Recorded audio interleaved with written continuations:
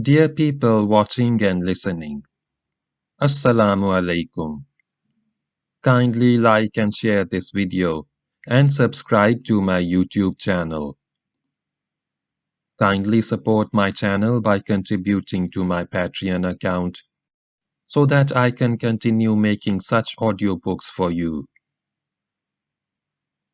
The Muslim Conquest of Persia by Lieutenant General A.I. Akram.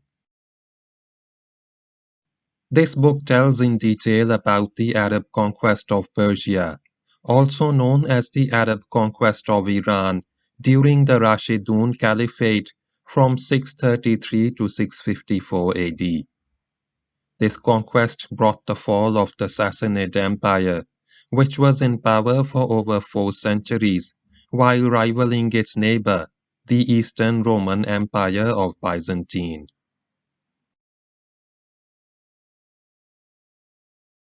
Start of Chapter 7. The Eve of Qadisiyyah.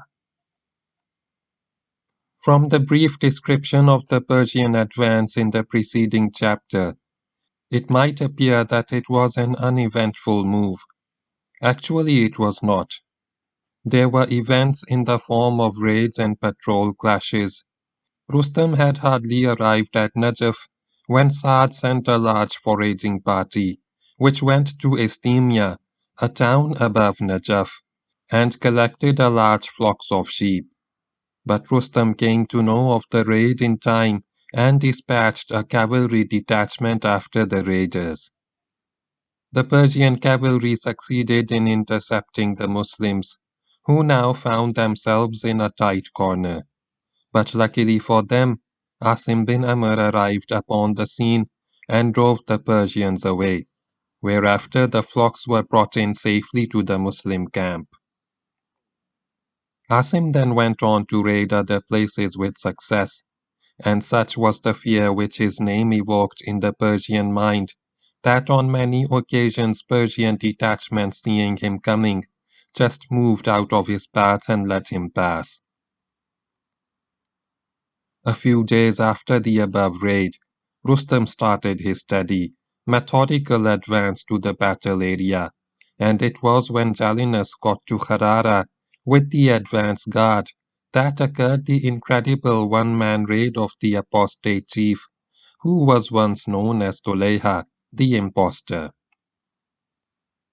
Saad was not aware of the arrival of the Persians at Kharara and wished to get information about Persian locations and movements. Consequently, he sent 2 officers, both ex-apostates, Amr bin Madi Karib and Tulayha bin Khawaylad, with instruction to find out all they could and get prisoners for interrogation.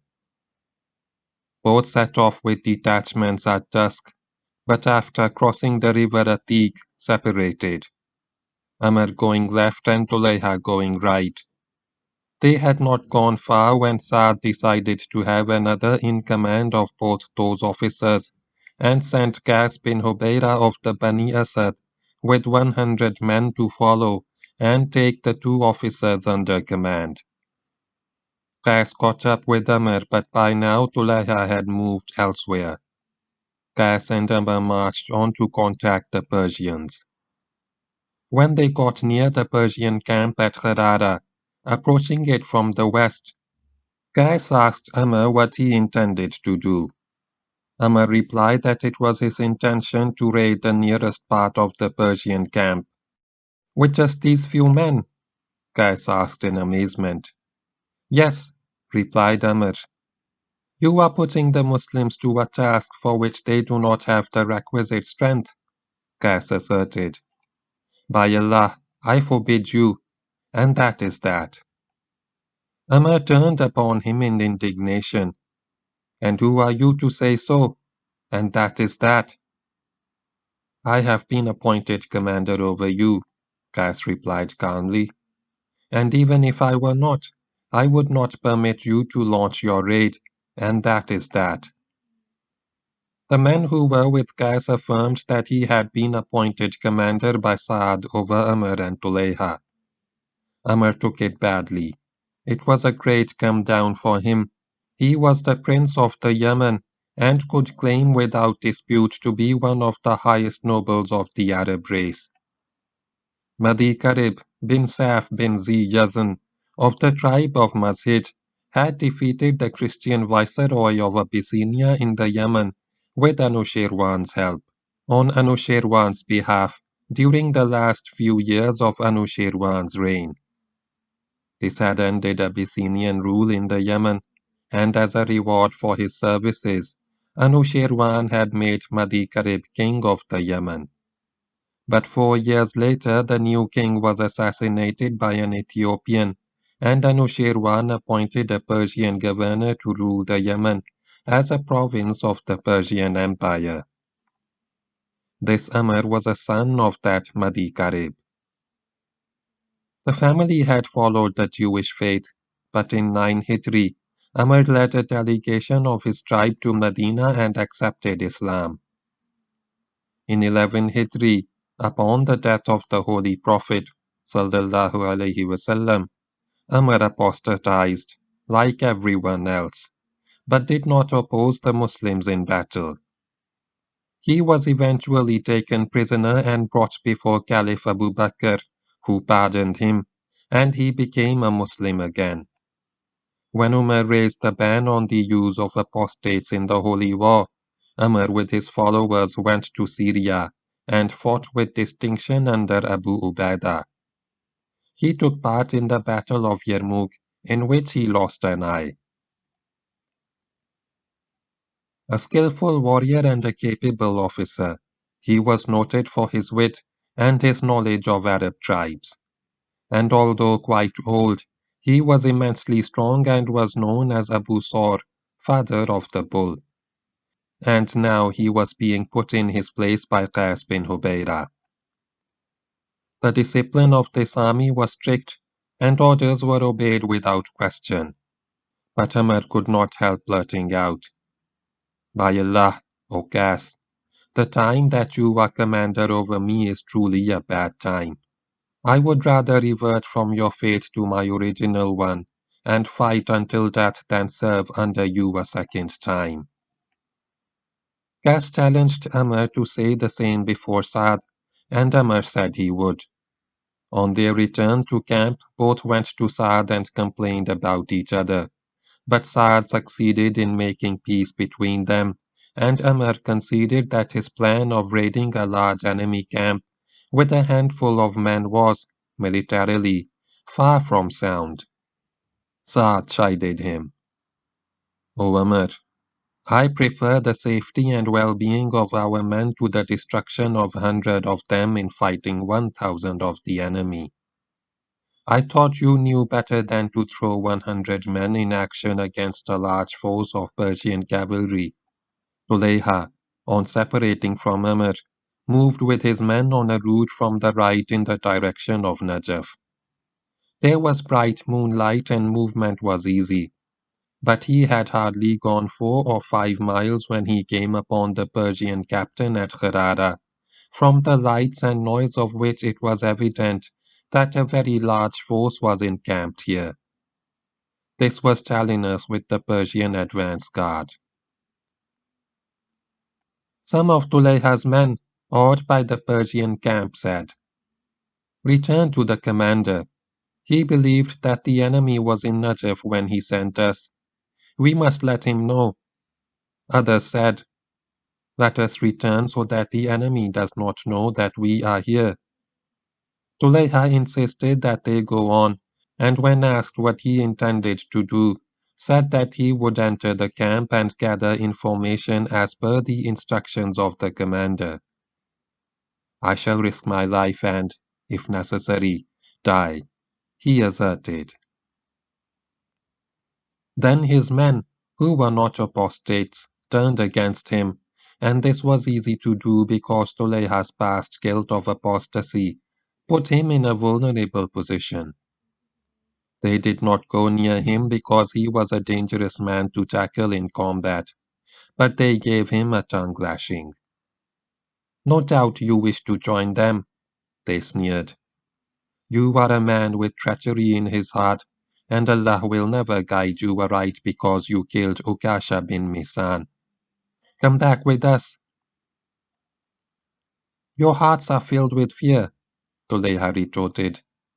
Thereupon his men left him and returned to the camp where they informed Sa'd of what had happened. Tulayha bin Khuwaylid was a remarkable man, an able and shrewd chief of the Bani Asad. He was also a poet and a soothsayer and had commanded respect in Arabia during the days of the ignorance. When the Holy Prophet ﷺ migrated to Medina, he became one of the most vicious enemies of Islam. He commanded a contingent of the Bani Asad as part of the coalition of infidel tribes, which fought the Muslims at the Battle of the Ditch. Later he sided with the Jews in the campaign of Khaybar, but was worsted by the Muslims. In 9 Hijri he accepted Islam when all other Arabian tribes did so, but his conversion was a matter of political expediency rather than a genuine change of heart. Shortly before the Holy Prophet's death in 11 Hijri, sallallahu alaihi wasallam, Tulayha renounced his allegiance to the Muslim state and declared himself a prophet. He was an impostor. He went so far as to forbid prostration during prayer, and his followers prayed behind him without prostration. Many clans of North Central Arabia joined him, and soon he had become the second most powerful enemy of Islam, the first being Musaylima the liar, also a false prophet. Tulayha's reign as chief of chiefs and prophet did not last long. He was defeated in battle by Khalid bin al-Walid at Buzakha, but before that battle he killed in single combat a Muslim named Ukasha bin Mihsan, who was a much-loved companion of the Prophet sallallahu alaihi wasallam and a much-admired warrior. After his defeat by Khalid he fled to Syria. Later, however, he returned to Arabia and re-entered the faith, but many Muslims held his guilt against him, and their resentment increased when he showed none of the humility which was expected of a penitent, especially one who had killed the noble Ukasha. But that was now a matter of the past, and Tulayha was a Muslim again, and anxious to redeem himself in the holy war. Deserted by his men, Tulayha moved on and got nearer the Persian camp. He tied his horse at a safe distance and strolled into the camp. He carried out a thorough reconnaissance of the camp and shortly before dawn began to pick his way out of the sea of tents. He had not gone far from the center of this camp when he came upon a beautiful small white tent, outside which stood a horse such as he had never seen. Tulayha took the horse, but before leaving, cut the ropes of the tent and moved on as the tent collapsed upon its sleeping occupant. Some distance further on he saw another nice tent and another fine horse. He did the same and moved on again. At the edge of the camp, he brought down a third tent and took his third horse. And now he was in the open. When bringing down the first tent, as also the second, Tulayha did not know that he was disturbing the slumber of not one man, but 1,000 men. The Persians had a large number of gladiators chosen for their size, strength, and ferocity. Physically powerful and without fear, these men were trained in the arts of combat to such a degree that they could be regarded as the most perfect specimens of the fighting man. They were the champions of the army, heroes of Persia, and took the heaviest toll of enemy lives. They would die in battle rather than accept defeat. Because of their strength and prowess, they were considered the equals of 1,000 men and were called as such, Hazar Mard. A Persian general engaged in battle could send such a champion to the part of the front which needed reinforcement, and claimed that he had sent a force of 1,000 men. And such was the performance of these fearsome fighters, that the presence of each one of them in combat was acknowledged as the presence of 1,000 men. One such champion, there may have been others, is known to have faced Khalid bin al-Walid in a fierce duel. So Tulayha brought down the first tent on a Hazar Mard. Perhaps he chuckled at the idea of a man lying under it, but in the awkward folds of the collapsed tent struggled 1,000 men. The 1,000 men were not assumed, not about to forgive the perpetrator of the indignity. However, by the time the Hazar Mard got out, donned his armor and weapons and found another horse, Tulayha was doing the same to a second Persian, also 1,000 men, whose reaction was no more cheerful than that of the first. Tulayha, now outside the Persian camp, mounted his own horse and began his return journey, in the pale light of dawn, leading the 3 captured horses. He had not gone far when his 3 victims caught up with him, followed by a large number of Persian soldiers, who came out to see what their champions would do to the intruder. Tulayha was a brilliant fighter and a fearless man, in fact the only person he feared, and of him he had once lived in mortal dread, was Khalid bin al-Walid. And now, refusing to flee, he turned to meet his pursuers while the Persians, true to the traditions of Persian chivalry, came at him one at a time, in the order in which their tents had been brought down and their horses taken. This must have been like a tournament of knights except that the contest was in deadly earnest, and not a game. The first Hazar Mard charged at Tulayha with his lance and was about to make his thrust, when Tulayha sidestepped with his horse and evaded the charge. And as the Persian hurtled past him, Tulayha swung round in his saddle and plunged his spear in the back of his adversary, breaking the back. In a few moments, 1,000 men lay dead at the feet of the Muslim's horse. Next the second Persian champion charged, and Tulayha executed exactly the same maneuver with exactly the same result. Another 1,000 Persians perished in combat. The third Persian was somewhat intimidated by the fate of the first 2, but as a proud Persian warrior, had to vindicate his honor. He too charged with a lance, and the Persian spectators saw a repetition of the earlier duels, except that Tulayha did not send his spear home into the receding back of his opponent. Tulayha had just remembered the instructions of Saad to get a prisoner, and decided to take this man alive. He rode after the Persian demanding a surrender, and the Persian, knowing that his life had been spared by his adversary, and that the chances of his getting away alive were slim, surrendered to the Muslim. Tulayha made the Persian ride in front of him, and returned to the Muslim camp.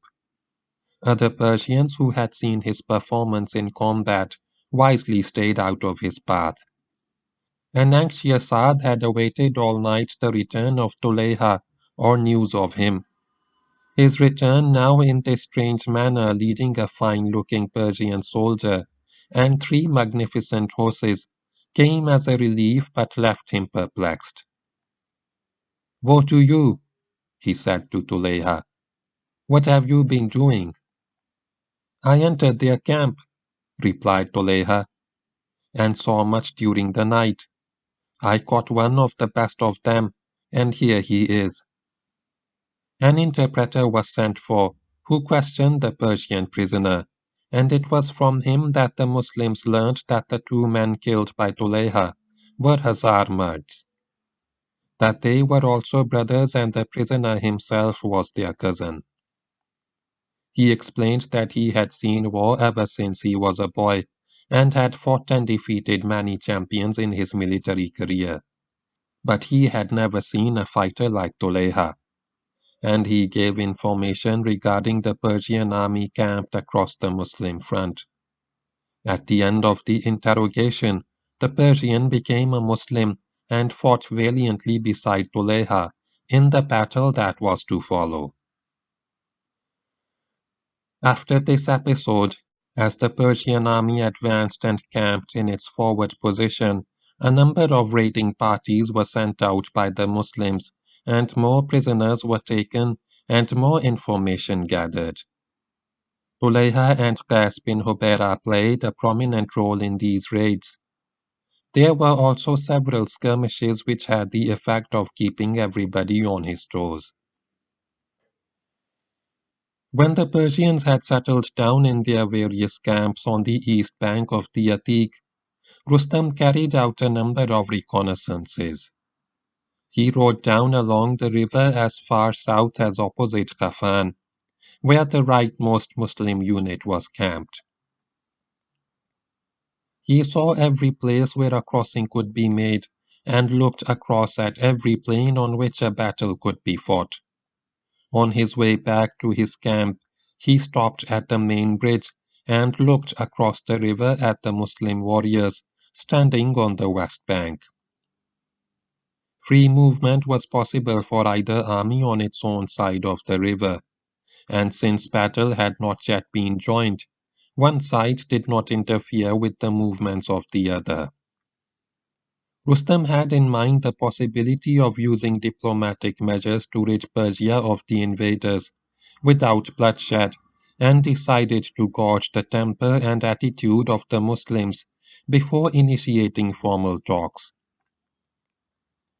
He sent a messenger across the river to fetch the Muslim commander at the bridge. The Muslim general here was Zuhra bin al-Hawiyah, who had commanded the Muslim advance guard on the march of the army from Arabia, and was now in command of the covering troops deployed on the river line. Without hesitation, Zuhra walked over the bridge and came face to face with Rustam, who awaited him with an interpreter. Rustam was the first to speak. "You are our neighbors," he began, "and many of you lived within our empire. We were good to them as neighbors and saved them from sufferings. We bestowed favors upon them and protected them from the people of the wilderness. We allowed their flocks the use of our pastures and gave them provisions from our land.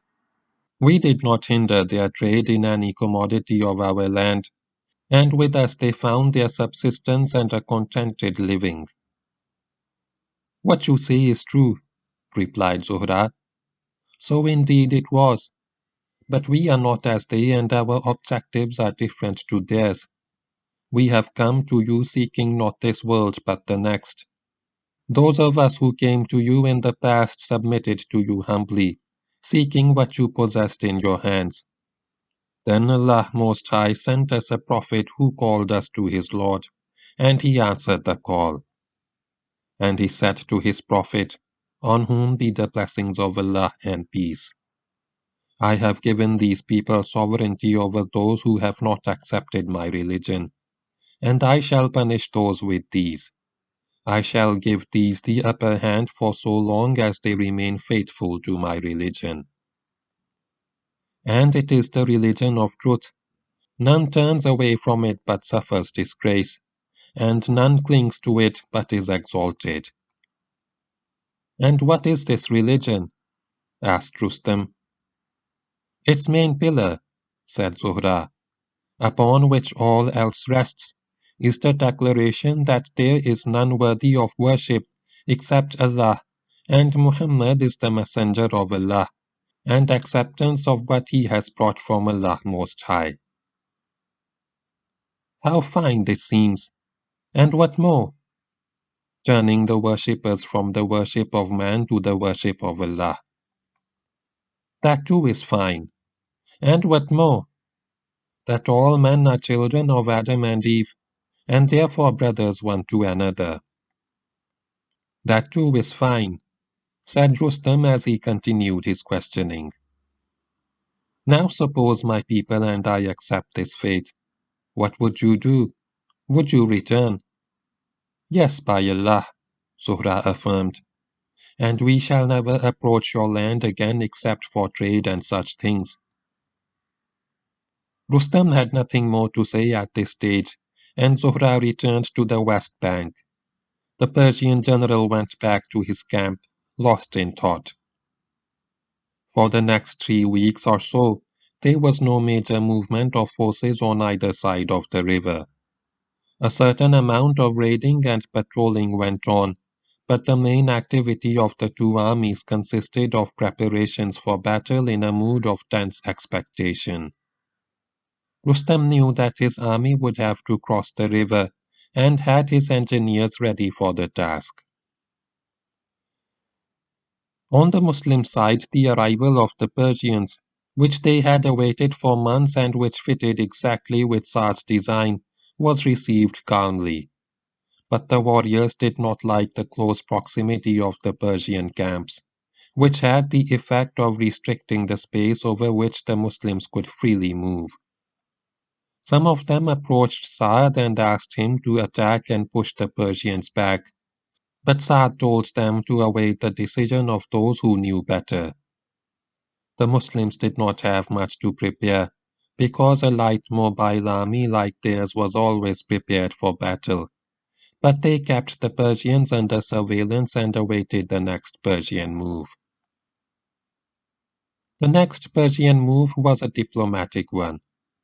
Rustam was fully prepared for a general battle, but before that, he would make one final attempt at finding a solution other than military to the present problem.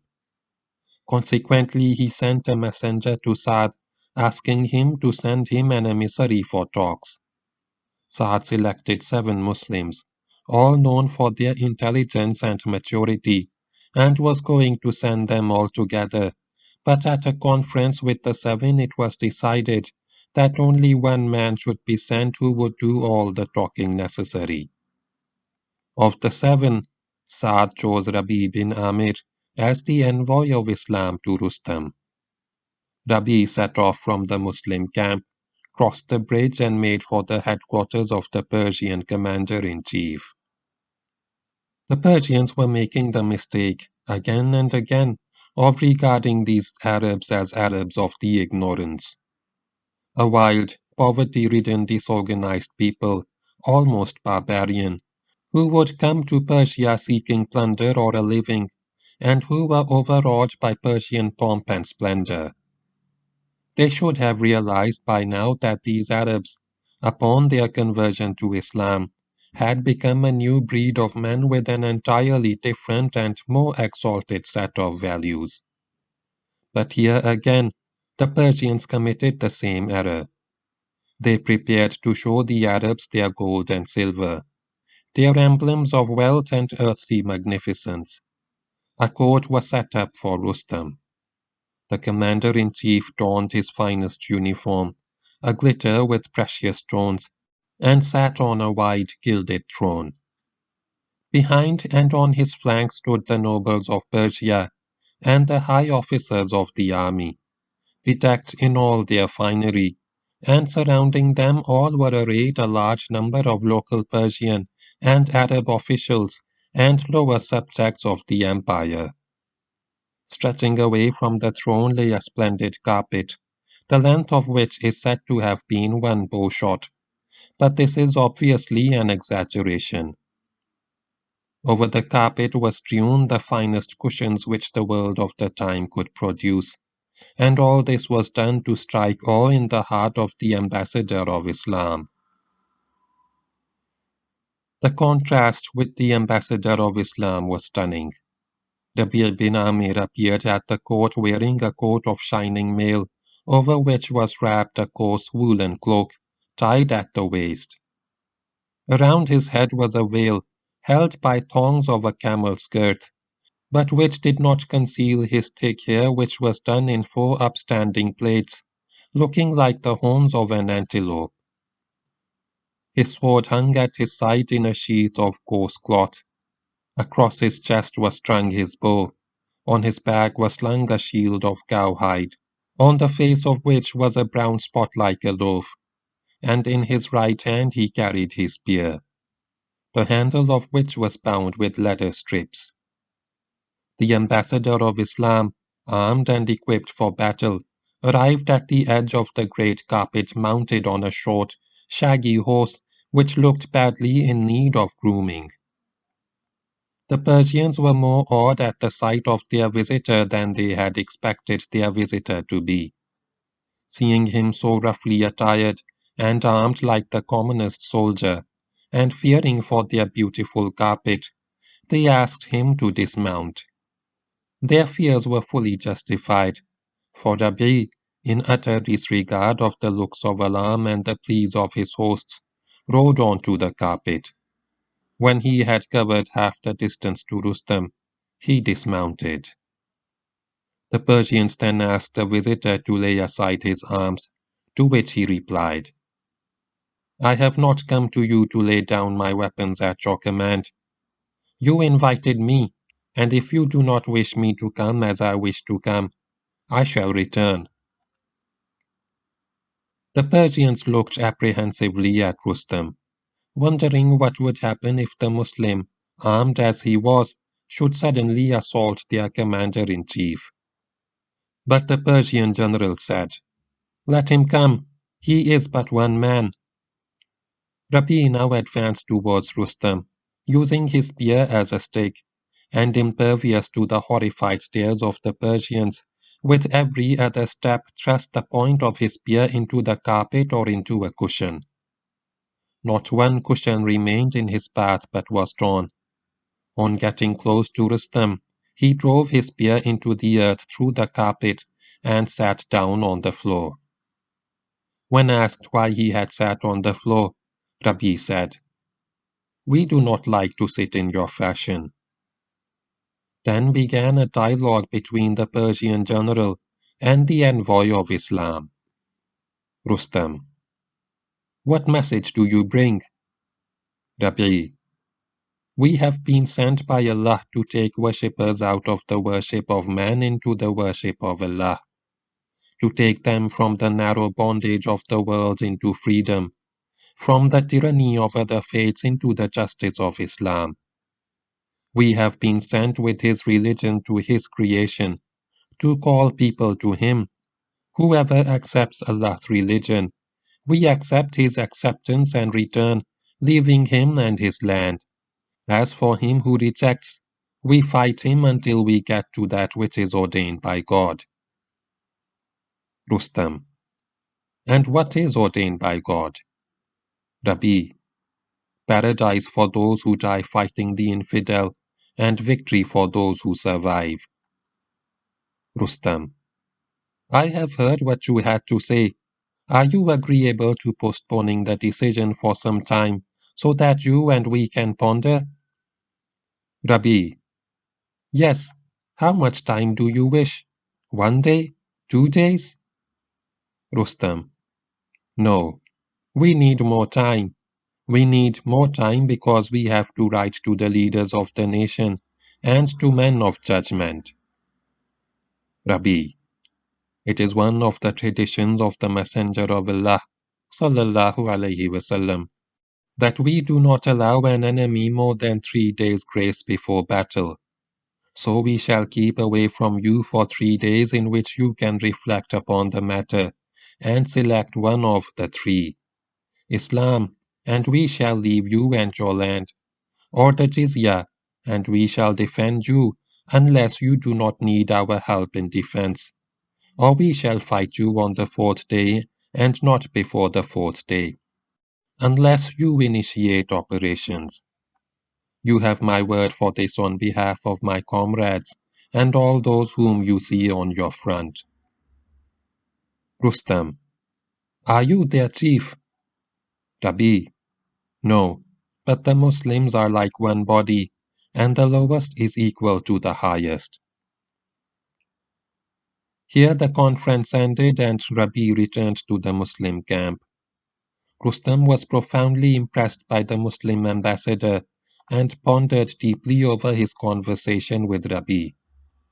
He saw how futile it was to depend upon the appearances of the civilization and culture in which he had always believed, in the face of such pure, glowing faith and such simple earthy realism. The next day Rustam again sent a request to Saad for an emissary, and this time Saad picked Hudhaifa bin Mihsan, one of the group selected by him the day before. Hudhaifa approached Rustam's court in much the same manner as his predecessor had done, and when asked to dismount refused to do so on the grounds that they had invited him and they were the ones who needed the envoy. He rode over the carpet to Rustam's throne, again refused to dismount, and remained seated on his horse throughout the talks with the Persian commander-in-chief. Rustam started by asking why the envoy of the day before had not come, to which Hudhaifa replied, "Our commander treats us equally in enjoying favors and bearing hardships. This time it is my turn." Thereafter Hudhaifa offered the Persians the usual three options: Islam, the jizya, and the sword, and without indulging in further discussion, turned his horse and ride away. Rustam and the Persians were struck by the confidence and easy dignity with which both the Muslim envoys had spoken, and their obvious contempt for the pomp and ceremony with which the Persians were trying to impress and browbeat the Muslims, whom they had considered as belonging to a lower order. Rustam felt dissatisfied with the talks which had been held so far. He had not really got into his stride, not really put himself across as he wished. And so on the following day he asked again for an emissary, and this time he received one of the most colorful of the Muslim officers, Mughira bin Shu'bah. Mughira was received at the bridge by Persian soldiers and escorted to Rustam's court. He had his hair parted twice, north, south, and east, west, and made into 4 plaits. On arrival at the court he crossed the carpet. It is not known whether on foot or on horseback, and on getting near Rustam, surprised everyone by rushing to the throne and sitting down upon it beside the Persian general. For a few brief moments the Persian officers stared at him in stunned silence. Then they sprang at him, pulled him off the throne and shook him. Mughira fought to keep his seat on the throne, and in the struggle which followed protested. "We had heard of your forbearance, but I do not know of a people more devoid of it than you. We Arabs are all equal and one is not a slave to another. I had thought that you too would treat people as equals, just as we do. But what you have done makes it clear to me that some of you are lords over others. You shall not continue to enjoy authority. I have not come to you of my own accord. You invited me, and now I know the weakness of your position. You will surely be overwhelmed, for a state cannot endure which indulges in such behavior and such thinking."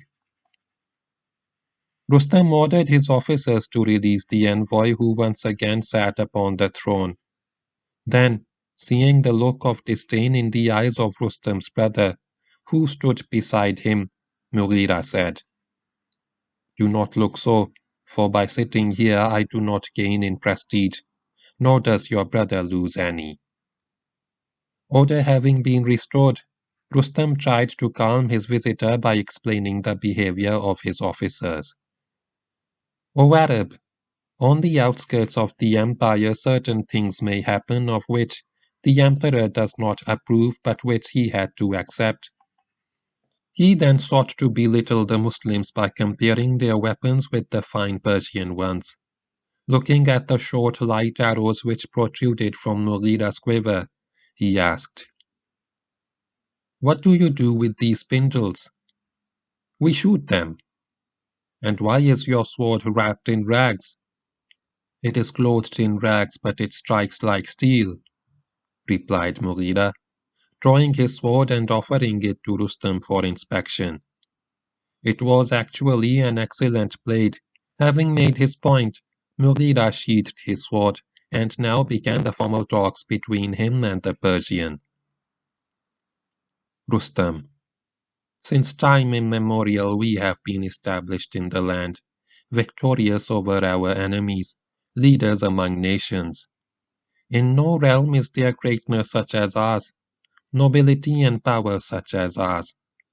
We conquered over all men, and none conquered over us, except for a day or two or a month or two, because of our sins. But when God had punished us sufficiently, He turned to us in kindness and restored to us our glory and to our enemy his suffering. Among the nations there was none as lowly as you. You lived in squalor and wretchedness, and we thought of you as nothing. When your land was struck by famine and you suffered from hunger, you came to our borders for succor, and we arranged dates and corn for you, and returned you to your land. I know that what brings you here is hardship in your land. I shall give your commander a set of clothes and a mule and 1,000 dirhams, and to every man among you 2 garments and a bag of dates. And you shall go away from us, for I have no desire to kill you or take you into captivity.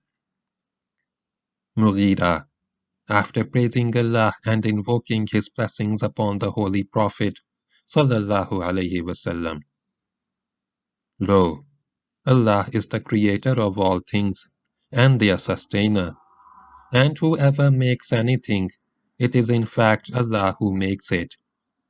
As for what you have said about yourself and your people, of victory over enemies, of power in the land and glory in the world, we are aware of it and do not deny it.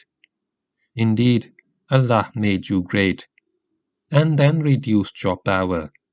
As for what you have said about the poverty of our condition, and the wretchedness of our existence, and the discord of our hearts, we know that too and do not dispute it. But Allah was trying us, and we have now become His. Times change, and ever are people of misfortune turning to ease, and ever are people of ease falling into misfortune.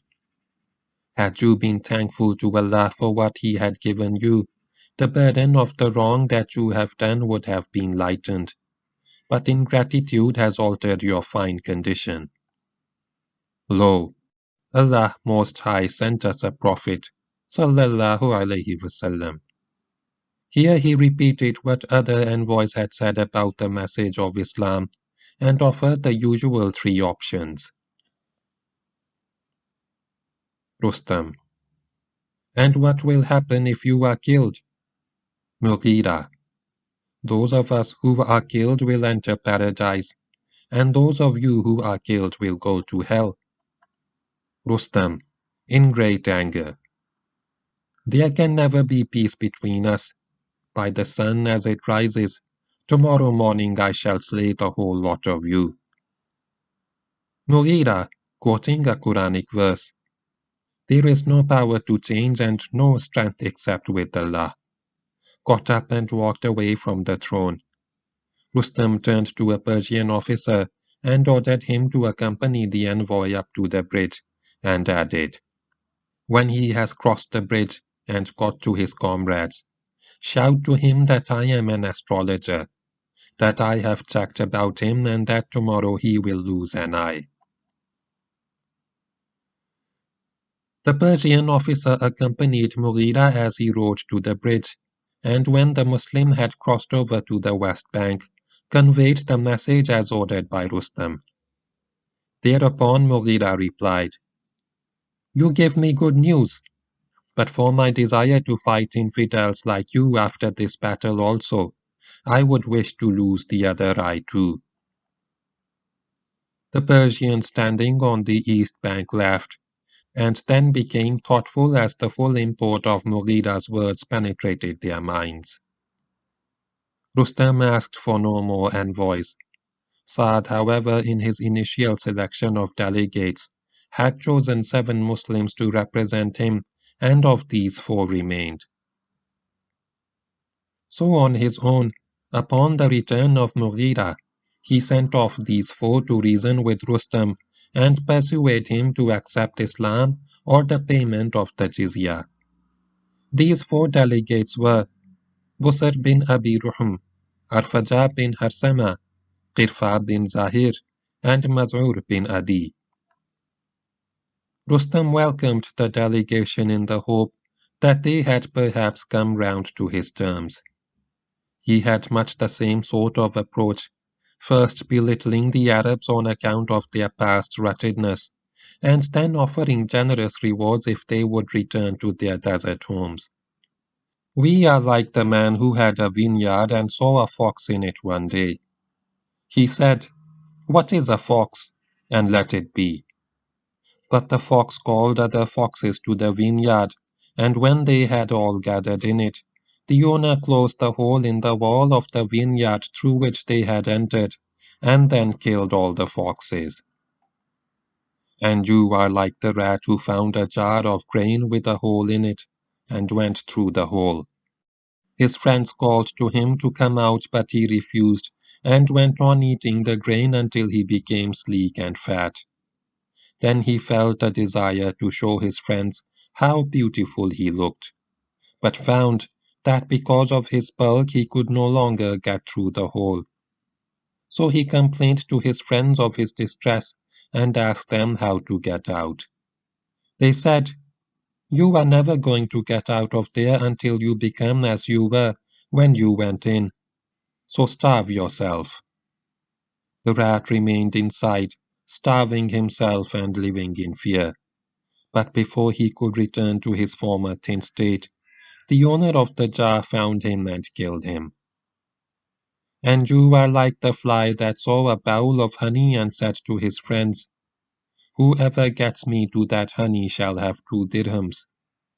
The other flies tried to stop him, but he went on to the honey and then into it. As he began to drown in the honey, he cried out, "Whoever gets me out of this honey shall have 4 dirhams." And you are like the fox who came into a vineyard, thin and starving, and began eating as God wished. The owner of the vineyard saw him and, pitying his condition, let him stay. But when the fox had been there for some time and grown big and fat, he turned wicked and started to destroy more grapes than he consumed. This angered the owner, who, along with his servants, took a big stick and came after him. The fox dodged them and ran to the hole in the vineyard wall through which he had come, but that hole was big enough for him only when he was thin, and now he was too fat to get through it. So the owner and his servants caught up with him and beat him with sticks until he was dead. You came, O Arabs, when you were thin, and now you are fat. See how you get out. The Arabs were not amused. They narrated the usual story about Allah and the Holy Prophet and offered the usual terms, emphasizing that what they sought most was the Persians' conversion to Islam. Rustam was now bored with such statements. He brought matters to a head by saying abruptly, "Will you cross the river to our side, or shall we cross to yours?" "You cross to our side," replied the Muslims. The envoys returned to the Muslim camp and informed Sa'ad of how matters stood. Sa'ad at once ordered preparations for occupation of battle positions.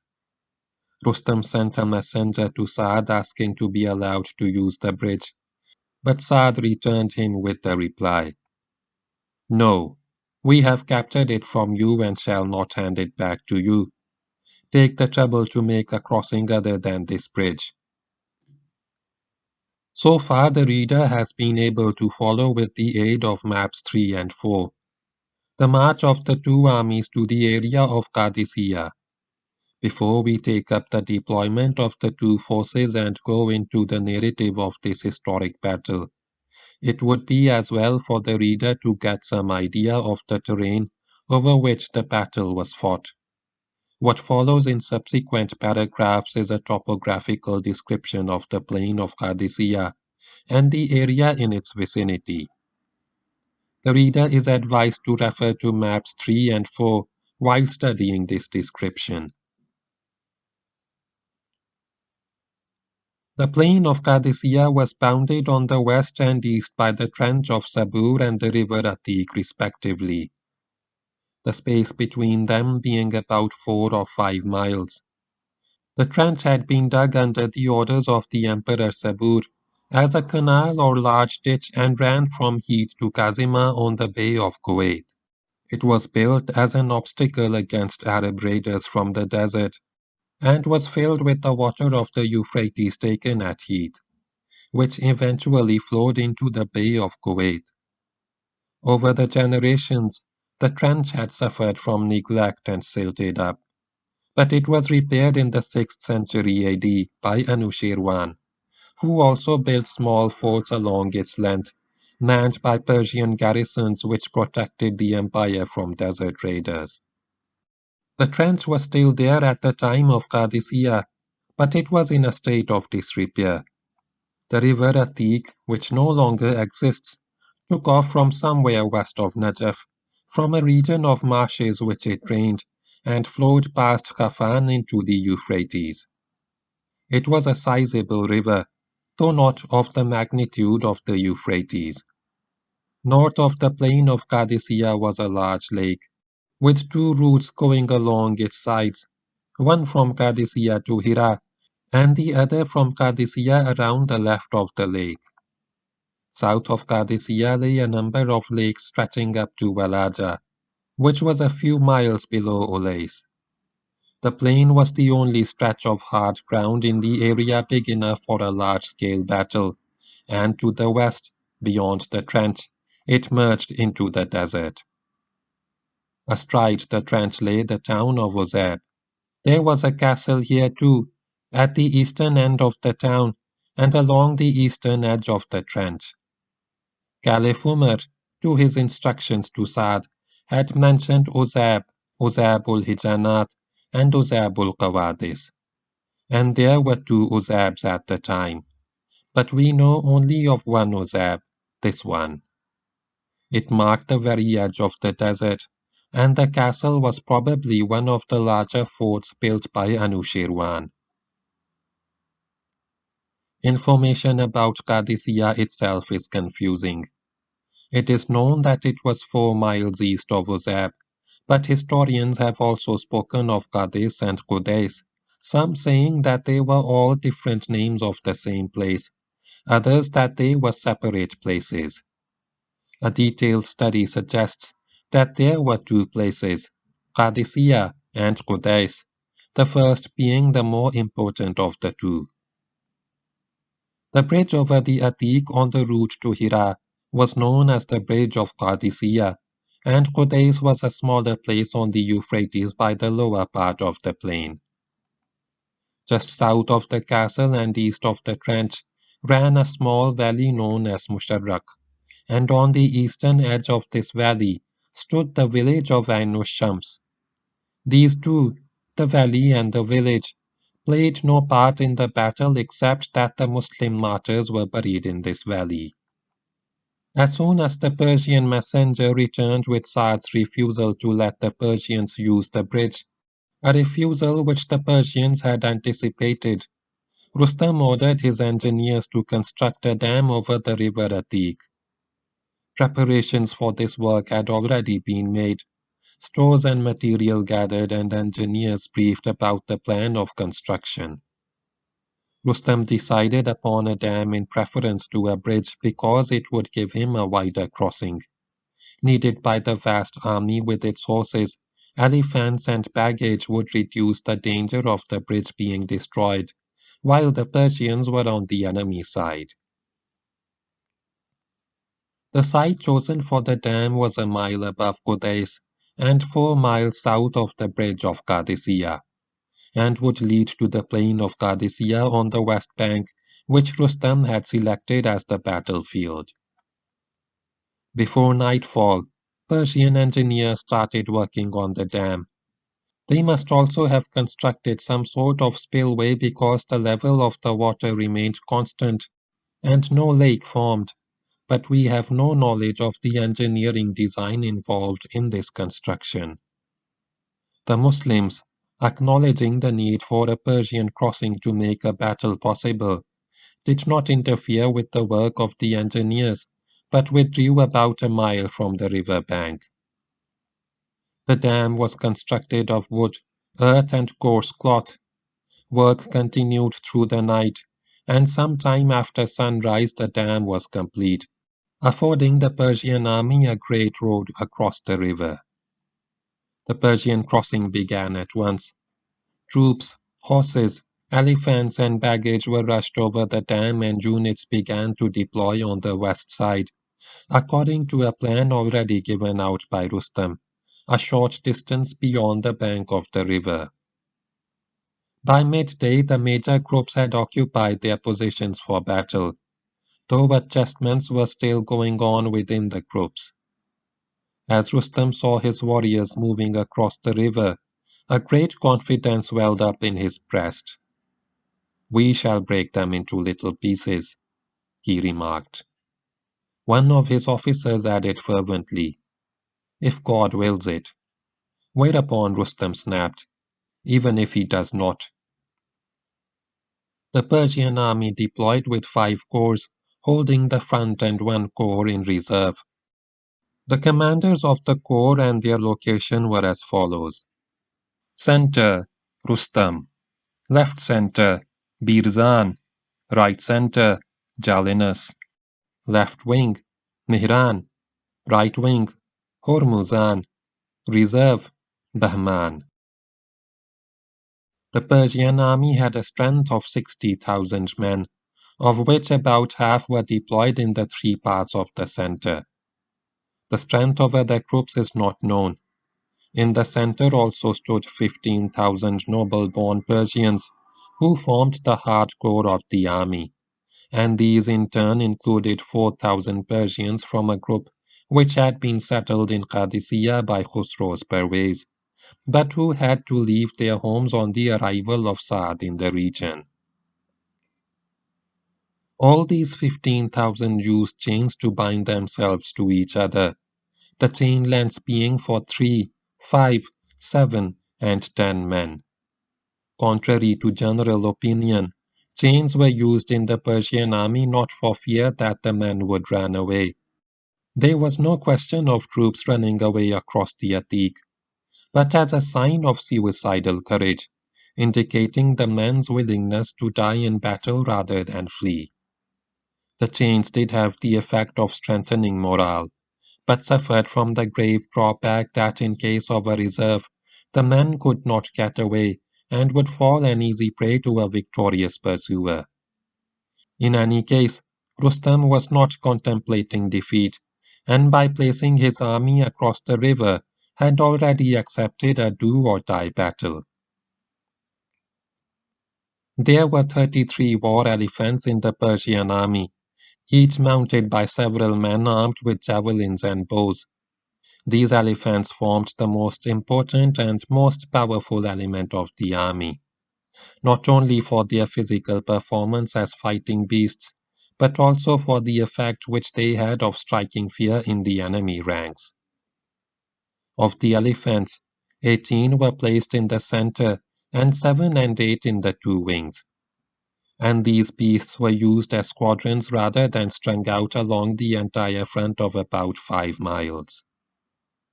In the center of the elephants stood 2 huge ones, a white beast and a scabby one, who acted as leaders of their kind and who were expected to set the pace for other elephants. They were also used in time of peace as trainers of war elephants. Along with the deployment of the army, a human telegraph system to the capital was established. This was a peculiarly Persian communication system and is indicative of the sophistication of the Persian military organization. A line of men, chosen for their powerful voices, was placed at shouting distance all the way from the battlefield to the imperial palace in Ctesiphon. Every event on the battlefield was shouted by A to B, then by B to C, and C to D, and so on until the last man conveyed it to the emperor and his advisers. By this means, information regarding the progress of battle could be carried hundreds of miles in a few hours. By establishing the crossing downstream of the Qadisiyyah bridge, Rustam had shifted the battlefield southwards by a few miles. At the bridge, however, he left a cavalry detachment to prevent a Muslim tactical crossing during battle. Across from this Persian detachment, Saad also left a Muslim mounted group to watch the bridge, as he moved the bulk of his army down to face the Persians. A large throne-like seat was raised near the west bank, shaded by a small canopy for the Persian commander-in-chief. On this sat Rustam, wearing his armor and his weapons. Beside him waved the Tirafash Kavian, the great standard of the Sassanids, which had last been taken into action by Bahman at the Battle of the Bridge. From this seat Rustam had quite a good view of the battlefield which stretched before him, and while looking at the Persian formations taking shape, he suddenly remembered the dream which he had had earlier about Umar sealing the weapons of his warriors. The recollection infuriated him, and he swore, "Umar has eaten my heart. May God burn his." The Muslim preparation for battle began early in the night as soon as the site of the Persian crossing was known. Units and groups, organized on the basis of tribes and clans, sidestepped towards the south and in the morning moved into battle positions corresponding to and about a mile away from the Persian front. The deployment of the army in corps was similar to the Persian one, except that it had a depth of only 3 ranks. In each contingent, the first rank was formed by the cavalry. Behind it stood a line of men armed with swords and spears or javelins, and behind it stood a line of archers. The commanders of the corps and their location were as follows. Center, Saad, with Hammal bin Malik as commander of the infantry. Left center, Asim bin Amr. Right center, Zuhra bin al-Hawiyya. Left wing, Shurahbil bin Asamt. Right wing, Abdullah bin al-Mu'tim. Reserve, Salman bin Rabi'a. The Muslim army consisted of 30,000 men, in whose ranks were more than 300 companions, 700 sons of companions, and the most venerated of all, more than 70 veterans of the Battle of Badr.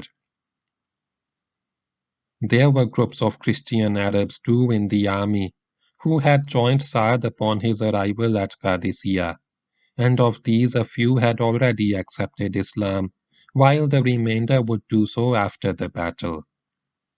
And in this army also served some Persian officers and men who had left the Persian Empire, and attracted by the new message of Islam, thrown in their lot with the Muslims. While in the deployment of the army and in making final preparations for battle, there was no hitch.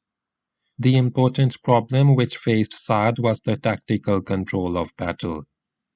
He himself was immobilized by boils on his backside, which prevented him from sitting on a horse. In fact, they prevented him from sitting at all.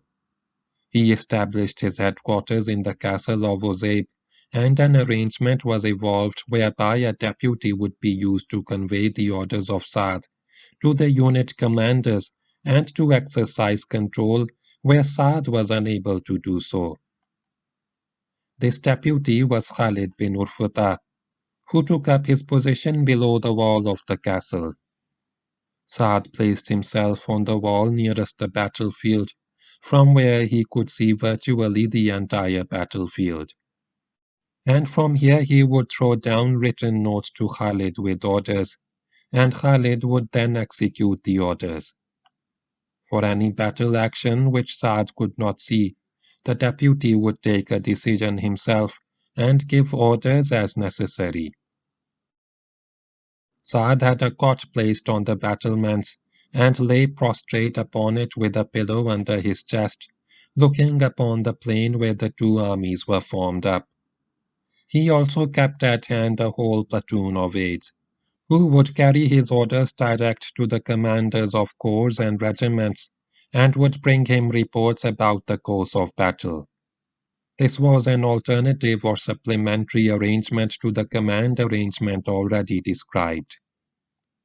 When orders for deployment had been issued, Saad held a conference of his commanders at which he made a stirring speech about Allah and His blessings, about the need for valor and steadfastness, and ordered his officers to address the men and recite verses from the Quran before and during battle.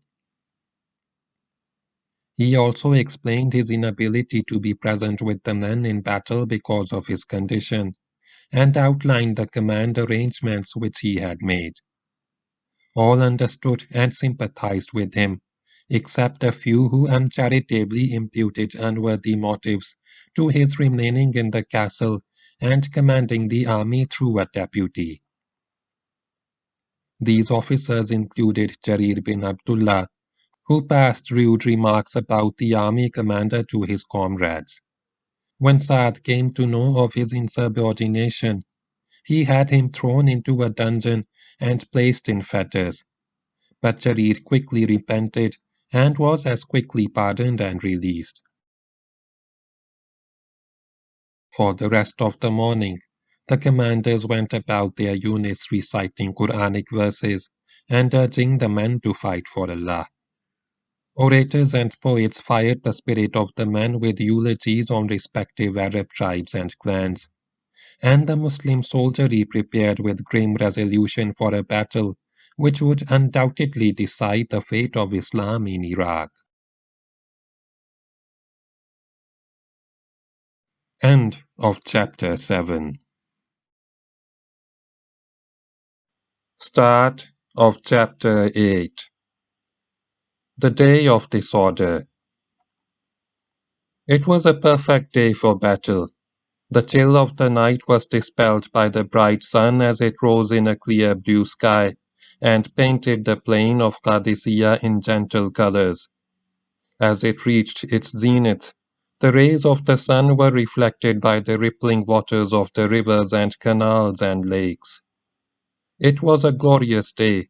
The sun shone not only upon the peaceful beauty of nature, but also upon the magnificent spectacle of two formidable armies, comprising of nearly 100,000 men, drawn up for battle on the plain. The Persian host was the more impressive of the two. Its huge elephants, wearing coats of mail and with their tusks wrapped in silk and velvet, looked like awesome forts. Its strong, gaily caparisoned war horses strained at the bit, as well-muscled arms kept them in check. The uniforms and armor of its warriors glittered in the sunlight as their set, strong faces showed their eagerness for battle. Its colorful banners fluttered in the gentle breeze, the most splendid being the Dirafshe-Kavian, carried by a standard-bearer who stood beside Rustam's throne. The most gallant of the imperial soldiers, the flower of Persian manhood, were the 15,000 of the center who had bound themselves to each other in chains.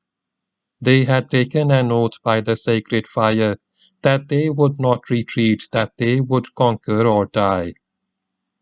The Muslim army was less imposing to look at. Its soldiers had no uniform and just wore the simple coarse cloaks of everyday use. Some of them had coats of mail and chain helmets, but these did not glitter like the fine armor of their adversaries. Their weapons were less sophisticated. Their largest animals, the camels, were not beasts of battle, and their horses were smaller, though also faster and more spirited. But the Muslims made up for what they lacked in numbers and weapons by the strength of their faith in Allah and arch unshakable conviction of victory. It was a spectacle of a carnival with gallant knights preparing to display their courage and skill. If the sun could think, it would marvel at the beauty and splendor of the scene, which stretched in its warm light with the finest manhood of the time, arrayed for a titanic contest between a new faith and an old empire. And if the sun could think, it would, 3 days later, be staggered to find the spectacle of beauty changed into a scene for the most frightful carnage and devastation. It is just as well that the sun could not think. It was a morning of feverish activity. Thursday, 11th of Shawwal, 15 Hijri. That is November 15th, 636. The Persians were deploying rapidly with their rear on the bank of the Atik and their forward line about a mile to the west. They were prepared for a frontal set-piece battle, and this was inevitable because by the very nature of his operation, Rustam was confined to the ground which he had occupied and was incapable of any long-range maneuvers. He had established what we would now call a bridgehead across the river, and so long as the Muslims had the power to attack and destroy his crossing site, Rustam had to stay where he was and fight a frontal engagement. Moreover, the marshes on the flanks of the two armies did not permit any wide outflanking maneuvers. Rustam's cavalry formed the front line in all his corps, and behind it stood the infantry. But his strongest element was the elephants, which he would use to break the strength of the Muslim cavalry, thus separating the cavalry from the infantry and then attacking with the rest of his army to destroy the Muslim army. This is how he intended to fight each tactical action. The Muslims, on the other hand, had more liberty of action, although their freedom of maneuver was somewhat restricted by the ground. Their deployment took less time and was simpler. The cavalry formed the front line in each of the corps, with the infantry deployed behind it, and a separate cavalry element formed the reserve under Salman bin Rabi'a. Basically, this was to be a battle of guts and stamina, rather than brilliant generalship, and would be decided not by fine maneuver, but by heavy slaughter. Both the armies were full of spirit, full of confidence, full of a keen anticipation of victory. The Persians exulted in their strength, in their mighty elephants, in the presence on the battlefield of Rustam and the great standard, Tirafshe-Kavian, which was for them a symbol of triumph. The Muslim ranks which stretched in front of them were less than awe-inspiring. The Muslim mood was more serious, more purposeful, seeing the forthcoming battle as a confrontation between good and evil, and a trial of strength between Islam and disbelief. The mood of the Muslims is exemplified by the words of an old woman of the Bani Nakha to her 4 warrior sons. "You have accepted Islam, so do not betray it," she said to them. "You have left your homes for Islam, and must not regret it. Now you have come here with your old mother, and put her in front of the Persians. By Allah, you are the sons of one man and one woman. I was true to your father, and I was good to you. Go and be in the fight from start to finish." As the 4 stalwarts took leave of their mother and departed to take up their positions in the Muslim front line, the appearance of cool courage which she had assumed while facing her sons vanished, and before Allah she became once again a woman and a mother. "O Lord," she prayed, "protect my sons for me." Arraying the corps and regiments for battle and placing horses and foot in their correct position would take till midday. Before then, no serious engagement could be attempted. Saad therefore issued instructions that the prayer of the noon be offered at the usual hour, and immediately after that the troops would prepare for battle. There would be 4 calls for battle, each one consisting of the takbir, Allahu Akbar. The first 2 would be warning calls on which the men would don their weapons and armor and prepare for action. The third call would be for individual officers and warriors to go forth and engage in single combat, and this would not only act as a warming up, but also eliminate many Persian champions and gain more time for preparation. The 4th call would be for the general attack, and at this call the entire army would assault the Persian front as one man. In the attack, the cavalry would lead, followed closely by the infantry. Saad had no illusions about being able to seize the initiative and attack the Persians straight away. In the first place, the Persian army was too large and too strong to be engaged offensively until it had been unbalanced or otherwise weakened. In the second place, the foremost rank of the Persian army included the elephants, with which most of the Muslims and their horses were unfamiliar.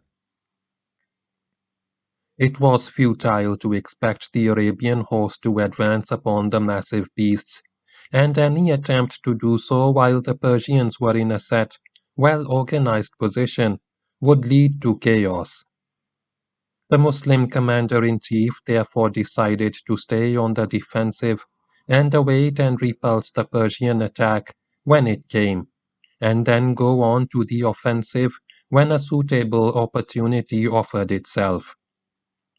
The 4th call of Allahu Akbar would be for this counter-attack. The prayer of the noon was offered undisturbed. As soon as it was over, Saad gave the first call, and everyone rushed to his assigned place. This was followed by the second call on which the men prepared their weapons and equipment, while the commander carried out last-minute checks to see that every man was in position. Then came the third call, the call for champions to engage in single combat. The very first Muslim to go forth for combat was Ghalib bin Abdullah of the Bani Asad, which stood in the center and formed, physically and psychologically, the hardcore of the Muslim army. Ghalib rode out into the middle of the no man's land between the 2 armies and threw a challenge, which was accepted by the Persian general Hormuz, who had fought and retreated before Muthanna at the Battle of Babylon. The 2 champions fought, and the Muslim overpowered and disarmed the Persian, who was then brought to Saad and locked up as a prisoner of war. On the Muslim left, the initiative was taken by a Persian officer, who rode forward and called, "Man to man!" His challenge was accepted by Amr bin Madi Karib, father of the bull. The 2 dismounted and wrestled on foot, and it was not long before Amr threw his adversary, and as the Persian fell, drew his sword and cut off his head. The Muslim then turned and shouted to his men, "When a Persian has dropped his javelin, he is useless." He had hardly delivered this rather hasty judgment when a Persian horseman advanced, stopped a short distance from Amr, and began to shoot at him with his bow. Amr at once closed up, being lucky not to get hit in the meantime, and lifting the Persian off his horse, broke his neck and then cut his throat. Having done so, he gave the further judgment. When a Persian has lost his bow, he is useless. Having triumphed with honor in 2 duels, the Arab prince returned to his men and as a victory cry, shouted, "I am Abu Sor, Do as I do." To this his comrades, full of admiration, replied, "O father of the bull, who can do as you do?"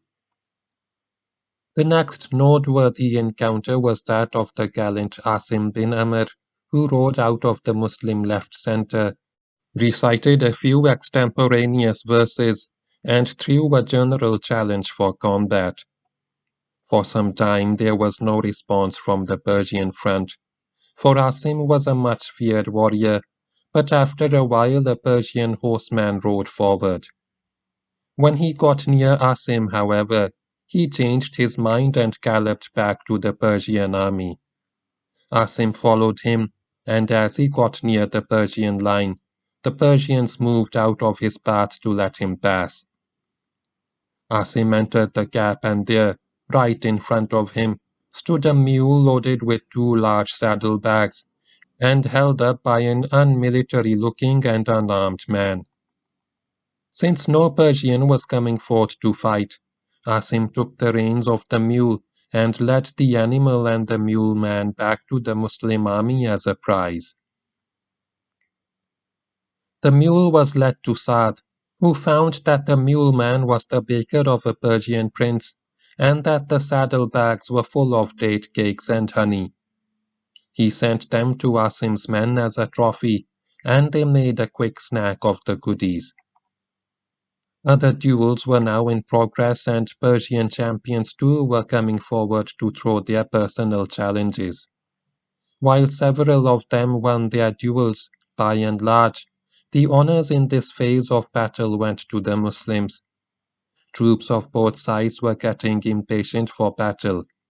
One Muslim regimental commander lost his patience and ordered his men to advance, but the move was stopped in the nick of time by the deputy commander, Khalid bin Urfuta, who warned the subordinate commander that he would be removed from his command if he took such a rash step again. Another officer, Qais bin Hubayra of the Bani Asad, rushed to Khalid and said, "O commander, we have come to these people with a purpose. Launch the attack against them as one attack." But Khalid shook his head, and still Saad would not give the signal to attack the fourth takbir, and then suddenly Rustam struck at the Muslims with his elephants and his wings. Rustam had no intention of letting the initiative slip from his hands to his adversaries. The initial phase of dueling suited him very well because it gave him time to complete his forming up, which with his larger army naturally took longer. And it is a mark of Persian military efficiency that such a vast array was able to complete its preparations for battle on the West Bank by early afternoon. It was Rustam's design to attack and defeat the two wings of the Muslim army and then envelop their center. The Persian attack began with heavy showers of arrows. The Persian bows had a long range and their arrows were heavier, and succeeded in inflicting many casualties on the Muslims and causing a certain amount of confusion in Muslim ranks. The Muslim reaction was an involuntary and spontaneous one. The archers opened up, but while the Muslim bows had sufficient range and their archers were very accurate, their arrows were lighter and less deadly. The Persians laughed at the Muslim arrows and showed their contempt by shouting, "Spindles! Spindles!" After a little while, when Rustam saw that his archers had gained the upper hand over the Muslim archers, he ordered the attack on the Muslim right, while the rest of the Muslim front was kept engaged by the archers. The 8 elephants in the Persian left led the attack and advanced upon the contingent of the Bajila, which was under the command of Jarir bin Abdullah. The towering beasts, mounted by javelin-throwing warriors, bore down upon the Bajila and the horses of the Bajila. Frightened by the oncoming menace, broke out of control and fled their position, leaving the foot soldiers unsupported on the field. The infantry also was thrown into confusion and as the elephants continued their advance, began to fall back, though in fairly good order. Their retrograde movement, however, was a matter of confusion and lack of control rather than fight. Saad could see that the Bajila were in trouble and something would have to be done to restore the situation on the Muslim right. He did not wish to commit his reserve at this early stage of battle, and seeing no forward move by the Persian center, decided to rely on units of the forward line to deal with the advance of the Persian left. Consequently, he sent orders to Ashas bin Qais, who commanded the 700 Kinda in the right center, and to Hamal bin Malik, who was the commander of the Bani Asad and also of the infantry of the center, to attack the Persian corps which had occupied the position of the Muslim right and was following up the withdrawal of the Bajila. Ashas at once attacked the flank of the Persian left wing and Hamal, making certain adjustments in the Muslim center to maintain some sort of a front against the Persians, moved the Bani Asad to face the Persian left wing. The Bani Asad, using javelin and sword, arrested the Persian advance, and once it was stopped, the Persians were attacked in front of the Bani Asad and in flank by the Kinda. Both Muslim contingents fought bravely and their chiefs, Ashas Hamal and Tulayha, displayed exemplary leadership. At last the Persians were pushed back from the Muslim position. A Persian officer came forward for single combat with Tulayha and was killed by the ex-impostor. So far the battle had gone quite well from the Muslim point of view. An initial setback was suffered by the Muslim right, but the situation had been restored and soon the front would be re-established. But Rustam had anticipated such a reaction. His plan was to engage the Muslim right, and either push it back and expose the flank of the Muslim center, or draw Muslim reserves into battle and then attack with his right and throw back the Muslim left. He intended to leave the Muslim center in its place because his design was a double envelopment in which the Muslim center played no part. To execute this design, he launched his reserve under Bahman against the Bani Asad to keep what he thought was the Muslim reserve engaged, and ordered his right wing and right center under Jalinus to advance against the Muslims on their front. The elephants of the Persian right and right center moved forward, the former to achieve a decisive breakthrough and the latter to hold and engage the Muslim center. Thus began the second phase of the Persian attack.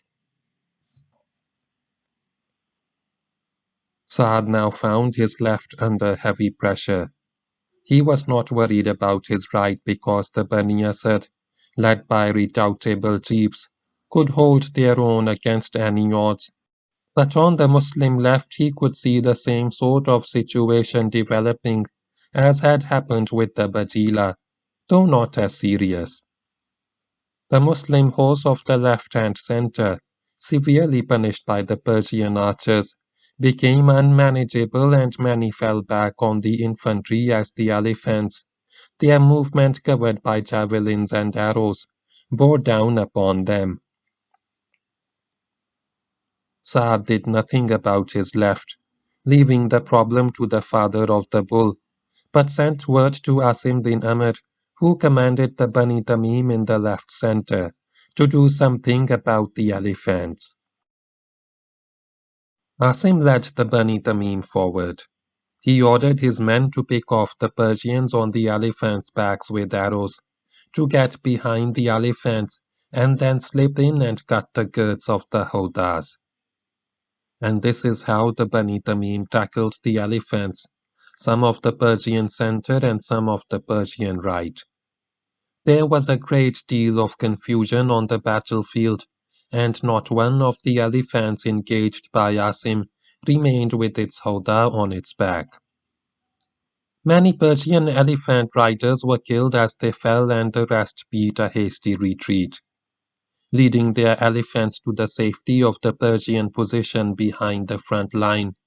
What made the Muslims' task of repulsing the elephants easier was the fact that the beasts came too far ahead by themselves and were not closely supported by the Persian cavalry and infantry. On the Muslim left, Amr bin Madi Karib did much the same to the Persian elephants. Although the commander of the Muslim left wing was Shurahbil bin Asamt, most of the tactical actions here were controlled by Amr.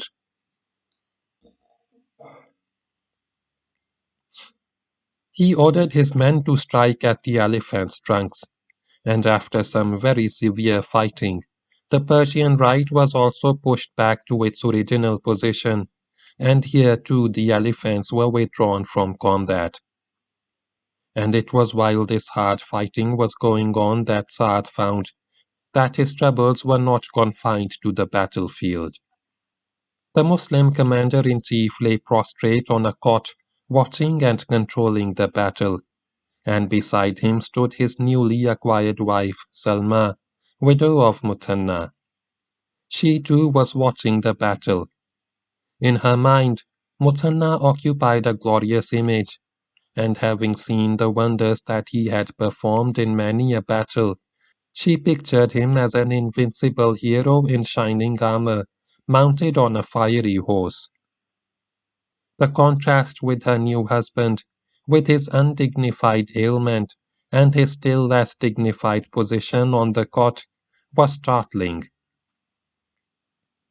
Unaware of military realities, she attributed the pressure on the Muslims and their defensive posture to inadequate leadership, and woman that she was, burst out. "Oh my Muthanna! But there is no Muthanna for the cavalry today." Saad was cut to the quick. The injustice of Salma's words wounded him deeply. He was carrying the extremely heavy burden of military command in a great battle against a fine army, twice as strong as his own and better armed and equipped. And he was in actual physical pain, which was acute enough to cause him to groan now and then. And here was this woman. Saad realized that the Persians were not the only ones creating problems for him. With a cry of anger, he rose to his feet and slapped the woman. Then he shouted at her. What could Muthanna do about these regiments around which the battle rages? Salma was impressed by his violent reaction, but was not yet prepared to give in. Do you react from a sense of honor or fear? She asked boldly. Saad now realized that the rules of logic and the military principles that he was trying to apply to the battlefield could not be used against unpredictable women. He controlled his anger and in a voice which was gentler and more reproachful, said, By Allah, none shall understand my position if you do not, and you can see how it is with me. Salma turned about and, sulking, walked away.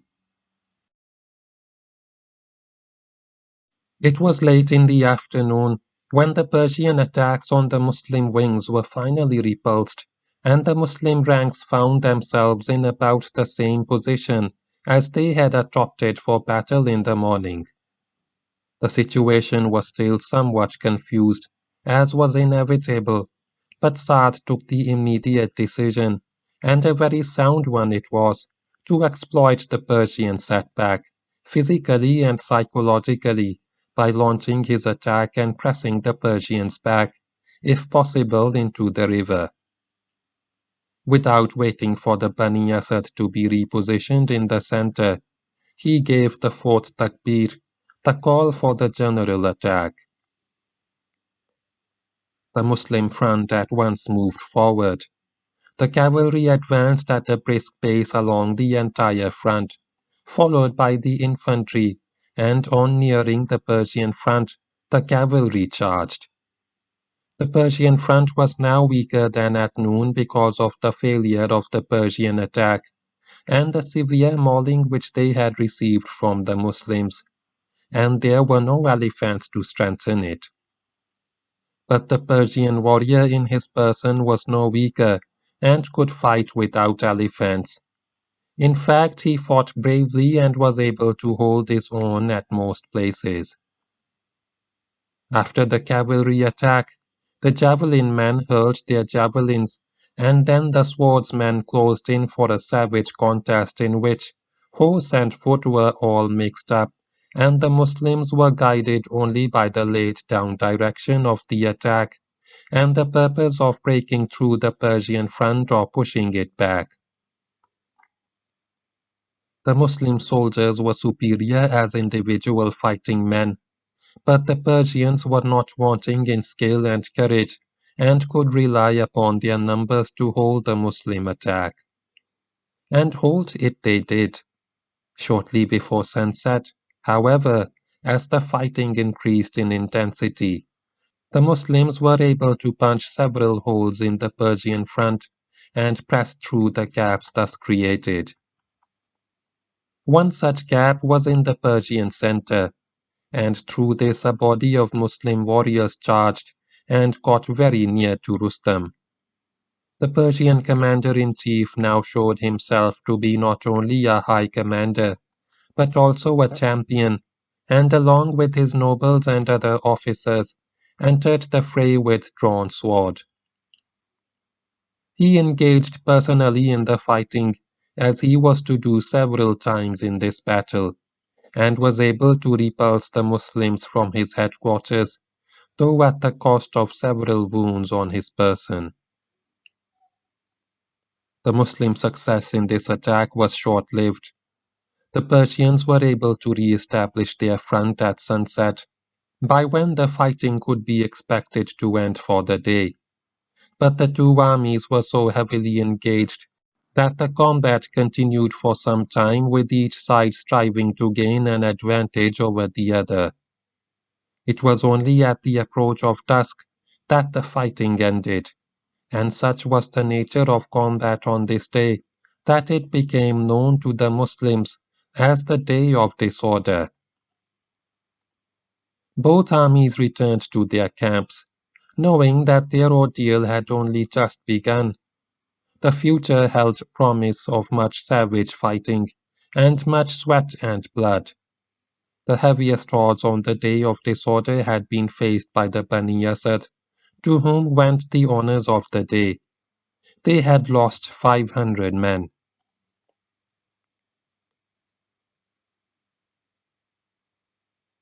End of chapter 8. Start of chapter 9. The Day of Soccour. The night passed. The Bani Asad reoccupied their original position in the Muslim center. The men rested and fed. Most of the Muslim wounded were evacuated and their wounds dressed, and except for those who were totally incapable of combat, rejoined their comrades for the second day of battle, which they hoped would be the last. The Persians had as many followers, slaves and servants, as they had soldiers, and these followers saw to the administrative duties which follow a hard day's fighting. The Muslim followers, however, consisted of the wives and children of the soldiers, and these faithful souls did for their men all that was needed. They cooked the food, they dressed the wounded, and later they dug the graves and buried the dead. At sunrise, both armies again formed up for battle. Saad ordered that the dead be evacuated and buried, and a search be carried out for any wounded soldiers who had not yet been found. Some wounded men were found and handed over to the women, and all dead bodies were evacuated from the battlefield and carried on camels to Uzeb. where they were buried on both sides of the Wadi Musharraq, a small valley between Uzayb and Anushams. This second day of battle would become known as the Day of Soccour because of the arrival of reinforcements from Syria. It would be a day of chivalry because of the glorious and exciting duels fought by champions of the two armies. It would be a day on which the Muslims would get very near victory, and the Persians would remain on the defensive because of the heavy casualties which they had suffered the day before and the absence of elephants from the battlefield. Many elephants had been wounded in the first day fighting, and all had their equipment, including the hodas, damaged. This equipment was being repaired and the wounded elephants treated for their wounds. The two armies watched each other intently till about the middle of the morning, and then the fighting was resumed on the orders of Saad and on the same pattern, duels preceding the general engagement. There were a large number of duels this day. Sometimes a Muslim would advance and throw a challenge, and sometimes a Persian. Some duels ended quickly while others were prolonged contests. In some the vanquished withdrew from combat to save his life, but in most duels defeat meant death. The corps commanders themselves came out to fight and showed their prowess with arms. Jalinus threw a challenge for single combat, which was accepted by Tulayha. After some fighting, Tulayha landed his sword on the head of the Persian general, and the sword cut the Persian's helmet, but stopped just short of the scalp, wherever Jalinus beat a hasty retreat. And this was just as well for the Persians, because he was to play an important part in the conduct of the battle on its last day. In another duel, a Persian officer came forth for single combat. He was killed by his Muslim adversary, but before he fell, he was able to inflict a mortal wound on the Muslim, whose name was Ilba bin Jahash. Ilba lay on the ground beside the body of his vanquished foe, with his intestines hanging out of his belly. A little later, with the help of another Muslim, he was able to get them into his body and wrap himself to keep them in. Then he began to crawl towards the Persian front line, and was only 15 meters away from the Persians when death overtook him. With his last breath, he recited a couplet. I look for merit with our Lord. I was of those who fought the best. In another duel recorded by chroniclers, Awar bin Qutbah fought a Persian noble known as Shahryar of Sijistan, and both killed each other. And so this magnificent and gory drama rolled on, with most of the honors being won by the Muslims, until a little before noon a small cloud of dust was seen rising in the south. At this time, on the western front, the Muslims were besieging Jerusalem.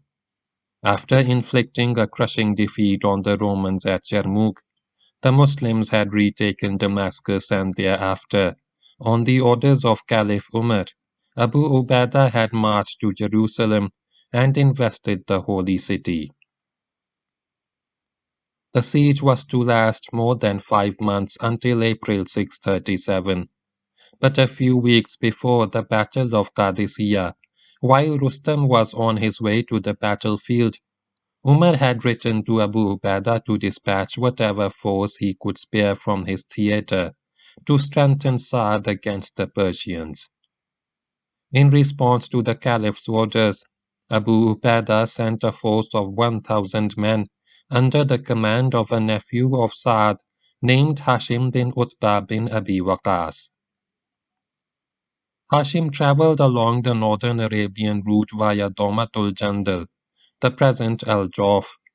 He sent Kaka bin Amr with 700 men ahead of the rest, and Kaka, once on his own, was able to secure a whole day's advance over Hashim and the remaining 300. As the first day of Qadisiyyah ended, Kaka was camped 2 days' march south of the battlefield on the main Arabian route, and it was in this camp that Kaka received information, 2 days old, that battle was imminent. Taking 100 of his fastest horses and 100 of his bravest men, he set off for Qadisiyyah, instructing the remainder to follow on and make the best possible speed. Arriving near the battlefield, Kaka sensed that the Muslims would be under pressure and could do with a morale boost. He thought of a method which would heighten the psychological effect of his arrival. Dividing his 100 men into tens, he gave instructions that each group of 10 would follow the one before it after a short interval, so as to arrive on the battlefield separately and thus remind the Muslims and the Persians several times that Muslim reinforcements were coming. And in this manner, the last stage of the journey was carried out. Kaka, leading the first group of 10, arrived on the battlefield and came into the Muslim right center from behind. This was shortly before noon.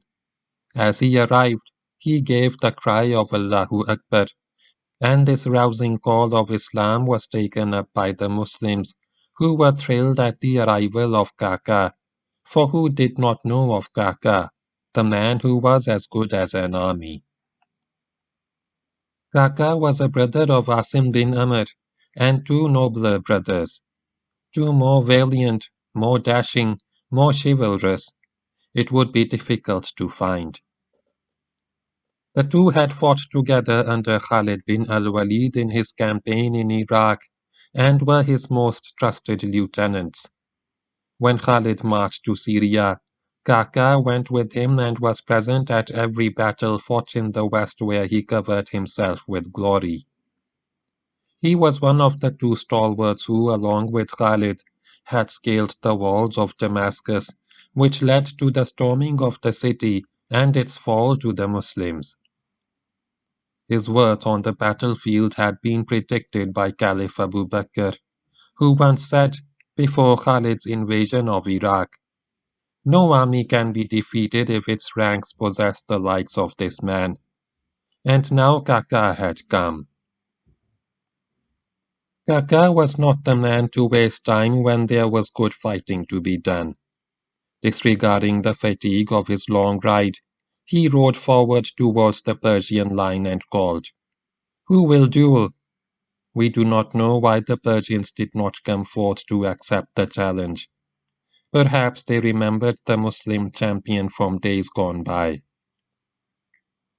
Perhaps they recognized him as the brother of Asim. Whatever the reason, there was silence in the Persian front line until at last Bahman came forward to accept combat with the young challenger. Eyebrows was known as very able general and a gifted fighter, and the fact that he was getting on in years did not deter him from wishing to show the youngsters how great duels are fought. "Who are you?" asked Kaka. "I am Bahman Jazawi," replied the Persian. Kaka at once recalled the Battle of the Bridge, of which he had heard accounts in Syria. "Now," he exulted, "I take revenge for Abu Ubaid and Salid and the people of the bridge." Hardly were the words out of his mouth when Kaka attacked his adversary. Bahman fought skillfully to defend himself, but was no match for the young Muslim champion. Kaka killed the Persian general, and in doing so inflicted upon the Persian army the greatest single loss that it was possible for it to suffer.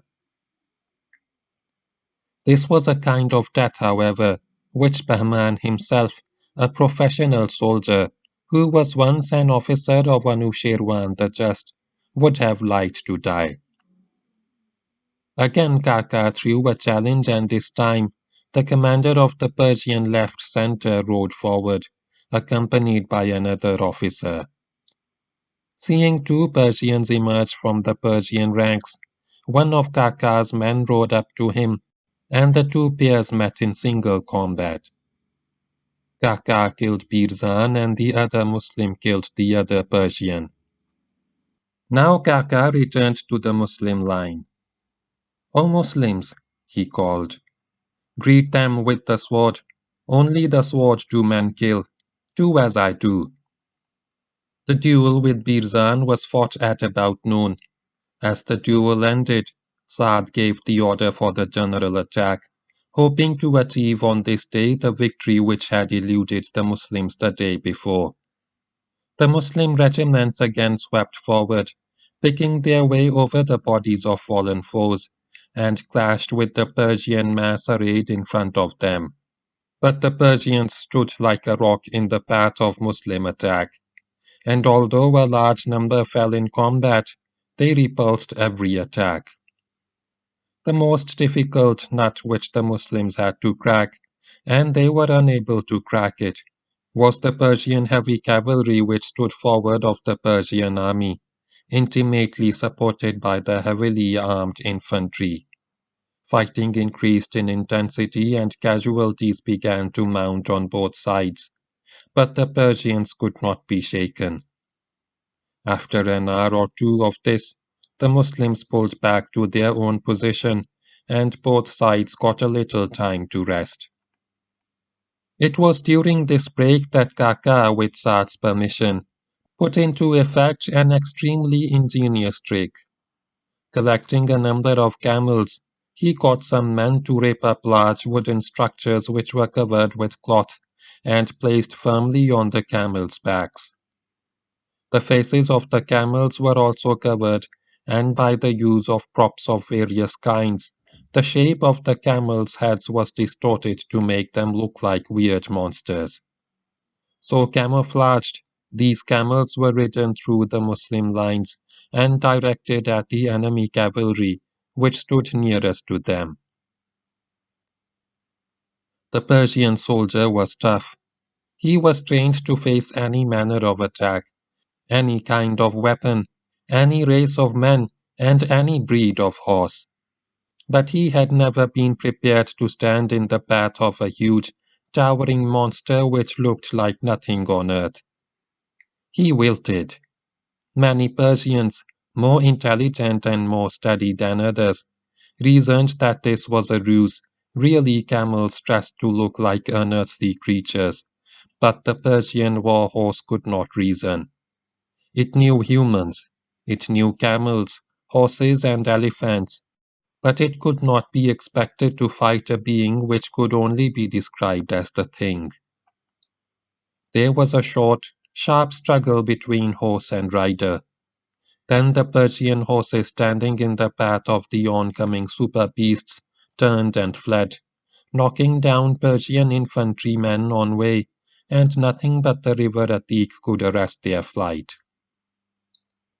As the remaining Persians on this part of the front re-established some semblance of order, Kaka led the camels along the space between the two armies. After parading his special animals for a short distance, he turned them in the direction of the Persians, and no sooner had they got near the Persian front than the Persian horse turned and bolted. In fact, the Persian horses were more frightened of the Arab super camels than the Arab horses had been of the Persian elephants. And this went on for some time until most of the Persian cavalry was dispatched from the battlefield without a blob being struck. Had this not been a bloody battlefield with thousands of corpses littering the ground, the scene would have been comical. As it happened, it delighted the Muslims and left the Persians in much confusion and some dismay.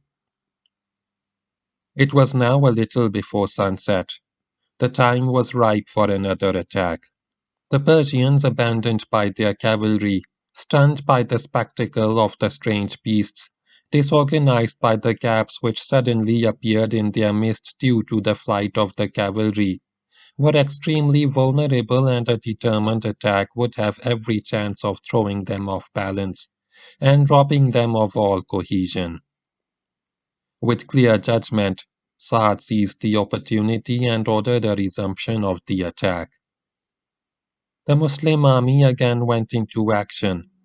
The mounted groups made for gaps left by the departed Persian cavalry, and the rest of the army closed up to the Persian line and struck to finish this army once and for all. The progress achieved showed every promise of victory. Some of the Persian units broke under the force of the Muslim attack and made for the river bank, and the exulting attackers drove several wedges into the Persian front. Through the gaps thus created, the Muslim horse and foot penetrated deep towards the rear of the Persian army. Kaka had now joined his brother Asim and his tribe of Bani Tamim in the left center, and the two brothers worked wonders in the hard fighting which was taking place, dazzling everyone, friend and foe, with their skill, strength, and dash. On this day, Kaka made a total of 30 sallies and killed a total of 30 Persians, one in each sally. His last victim was a noble named Buzurj Meher.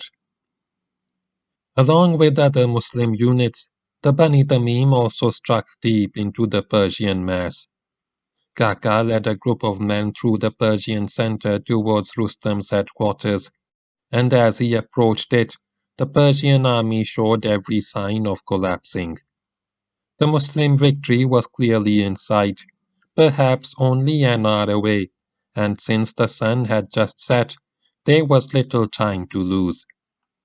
If they could get Rustam, all resistance would collapse. So Kaka made a determined bid for the Persian commander-in-chief. Rustam's world was crumbling around him, but he was too great a man and too fine a general to give up the struggle while the least hope remained. Having been in countless battles, he knew that the fortunes of war were fickle and one or two events could turn the tide of battle. There was certainly ample hope. It was getting dark. That helped only a little because there was a good moon, but it was something. If he could keep his army in being over the night, the entire situation would change, for in the morning his elephants would be back in action, and then he could turn the tables on the invaders of his land. Rustam drew his sword and personally led a counterattack against the Bani Tamim. This was a signal for a last desperate effort by the Persians to stave off defeat, and the Persian army rose to heroic heights in fighting off the Muslim groups which had penetrated their front. Soon the sky darkened, but there was no disengagement as the two armies remained locked in fierce combat in the light of a bright, clear moon. Slowly and steadily the Persians loosened the vice-like grip of the desert army. Slowly and steadily the Muslims were forced out of the Persian position, and having come within an inch of victory, surrendered their gains and fell back to no man's land. Having struggled mightily against a force twice its size, the Muslim army was too exhausted to hold or press its advantage, though not too exhausted to fight on. The Persians re-established their line of battle as in the morning, but the slogging went on relentless and unmerciful. One of the bravest of the Muslims was taking no part in this battle. He was lying on the damp floor of a cellar in the castle of Uzayb, with his legs in irons. This was Abu Mihjan of the Saqif, cousin of Abu Ubaid, martyr of the bridge. In the days of ignorance, Abu Mihjan had been fond of the bottle and living it up. He was even then a fearless fighter, and also a bit of a poet. In early 9 Hijri, when the Holy Prophet sallallahu alaihi wasallam besieged Taif, Abu Mihjan's hometown, Abu Mihjan fought with distinction against the Muslim army, and with an arrow mortally wounded Abdullah, son of Abu Bakr.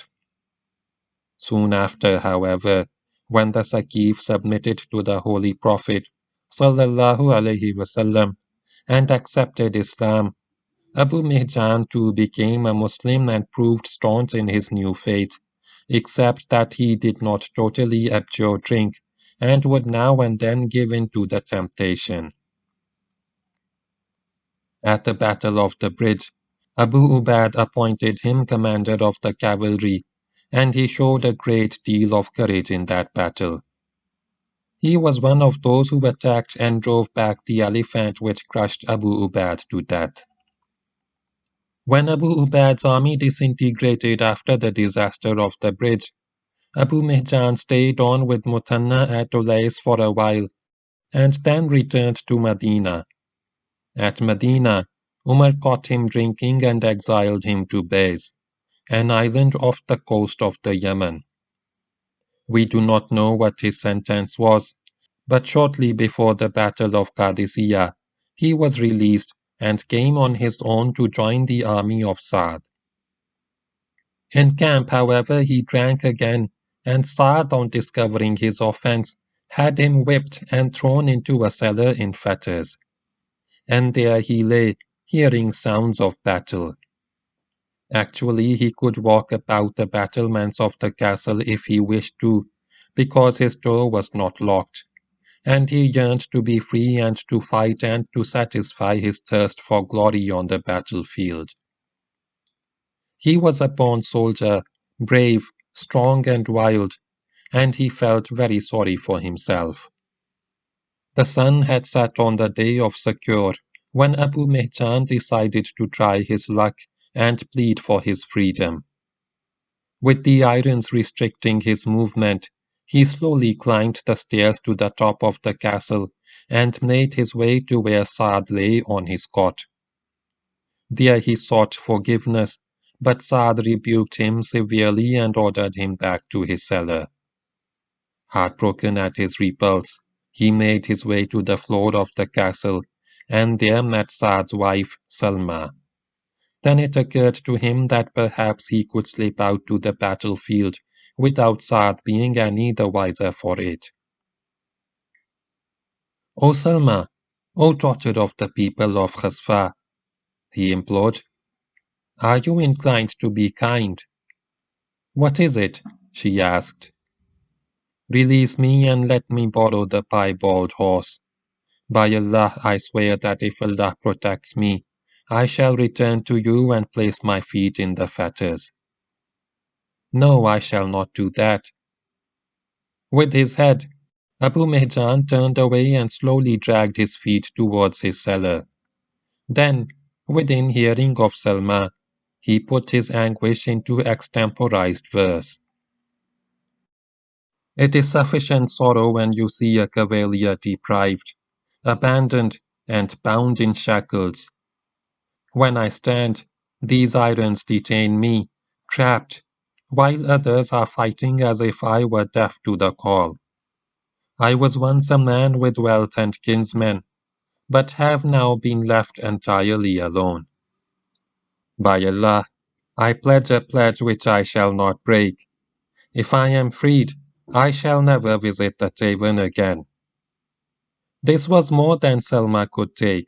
She rushed after him, calling, I seek the pleasure of Allah and accept your promise. Hastily she released him from his fetters, and while he collected his weapons and prepared for the field, she went out, bridled the piebald and brought it round to the rear gate of the castle, which opened on the trench. This magnificent horse belonged to Sa'd, and was known by most soldiers in the army. Abu Mihjan came out through the gate and leapt on to the bare back of the piebald. Now do as you wish, said Salma, and Abu Mihjan rode away in the bright moonlight. Abu Mihjan left the castle like a schoolboy coming out of school and dashing out to play, like a fierce and hungry tiger leaping out of his cage and seeking his prey. He galloped to the Muslim rite, rode through the Muslim ranks, and with a cry of Allahu Akbar, hurled himself at the Persian front where he killed a man. He galloped back to the rear of the Muslim army, and then behind the Muslim ranks, appearing at the Muslim left where again he assaulted the Persian front and killed a man. Then he galloped along the front, between the two armies, thrilled at his freedom, on a horse which was no less thrilled to be in action. Back and forth he rode between the two armies. Every now and then he would throw a challenge without revealing his name, and his challenge was accepted by many Persian champions, all of whom bit the dust at the end of the Muslims' terrible lance. And as if this were not enough, he even wrestled with some and threw them down. Several times he galloped round behind the Muslim army to reappear unexpectedly between the lines, swooping like an eagle and striking like a lion. Stalwarts like Kaka, Asim and Toleha had nothing to teach him, for he excelled all. And this went on for several hours while the rest of the warriors, Muslim and Christians, continued to fight as hard as their exhausted strength would permit. The Muslims marveled at the wondrous sight of Abu Mihjan at war. Some asked, "Who is this warrior, the likes of whom we have never seen?" Others said, "He must be one of Hashim's men, came ahead of the rest, or perhaps Hashim himself." The reference was to the commander of the reinforcements from Syria, Hashim bin Utbah bin Abi Waqas, a famed warrior who had lost an eye at Yarmouk. Yet others remarked, "If the Prophet Khizr could take part in battle, this would be Khizr on the piebald. Perhaps Allah has favored us with him." Saad saw Abu Mihjan from his vantage point on the castle. The bright moonlight provided excellent visibility. Saad saw him fight and win, saw him ride about the battlefield, and gallop past the foot of the castle behind the Muslim line, but was at a loss to understand what was going on. He muttered, "As for the horse, it is my horse. As for the attack, it is the attack of Abu Mihjan." Then he saw some more of the thrilling spectacle, and again felt perplexed. "By Allah," he said, "were not Abu Mihjan imprisoned, I would have sworn that this was Abu Mihjan, and that was my piebald." This went on till midnight, when the two fronts separated and the fighting ceased. Then the cavalier returned promptly to the castle, took off his weapons and armor and went back to his cell, where he put his feet in the fetters. A glow of pride warmed his heart. Feeling happy and contented, broke into verse. "Have you ever known the Sakif without honor? I am the finest of them with the sword, and the richest of them in full coats of mail, and the most steadfast of them when men quake in battle. And I am their champion on every day. If you do not know, ask those who do. On the night of Qadisiyyah they did not know me, or of my escape from prison to battlefield. If now I am imprisoned, it is a test for me. And if I am freed, I shall make the enemy taste of death." Salma was listening at the door while Abu Mihjan recited poetry. When he stopped, she entered. "O Abu Mihjan," she asked the warrior poet, "for what reason did this man imprison you?" She was still in a huff after the trouble she had with Saad the day before, and referred to her husband as this man. "By Allah," replied Abu Mihjan, "he did not imprison me for anything unlawful that I ate or drank, although I was fond of drink during the ignorance. I am a poet. Verses slip from my lips to my tongue. He imprisoned me because I recited the verse. When I am dead, bury me by the root of the vine, so my bones will satisfy their thirst for the juice. Do not bury me in a desert, for I fear that when I am dead, I may never taste it again. I shall slake my thirst with clear wine, for I shall remain its slave even after death. Salma remained on not speaking terms with Saad till after the battle was over. Then man and wife made peace, and she told him the story of Abu Mihjan. Saad at once released his prisoner. He sent for him and said, By Allah, I shall never whip you again for drinking after seeing what you have done. And I, by Allah, replied Abu Mihjan, shall never drink again. On this day arrived 4 swords and 4 horses which Caliph Umar had sent to Qadisiyyah, with instructions to Saad to distribute them among heroes. The swords went to Asim bin Amr of the Bani Tamim and to 3 warriors of the Bani Asad, including Tulayha and Hamal bin Malik. The horses went to Kaka bin Amr and 3 stalwarts of the Bani Tamim. After midnight, as the 2 armies settled down to rest in their camps after the labors of the day, Saad heard the hum of conversation which rose from the Muslim tents.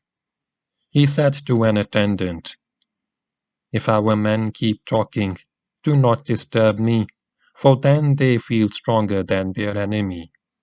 But if they fall silent, awaken me, because that would be bad. Then Sa'd bin Abi Waqqas, like the rest of his men, took a short, well-earned rest.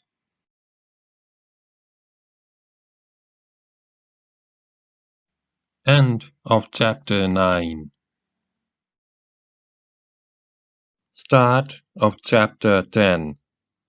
The day of hardship. There was little sleep during what remained of the night. Exhausted men collapsed in their tents.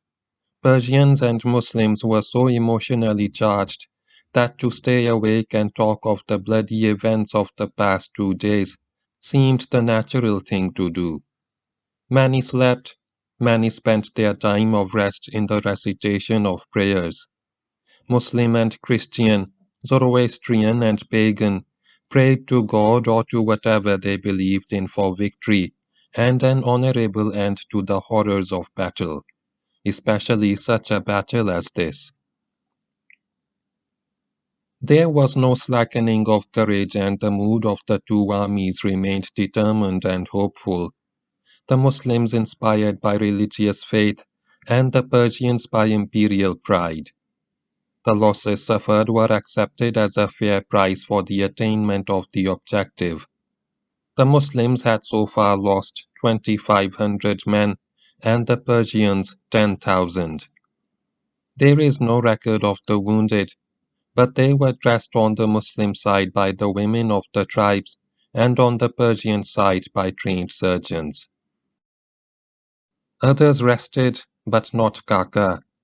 If anyone deserved and needed a break, it was Kaka bin Amr, but he had no time to waste in resting.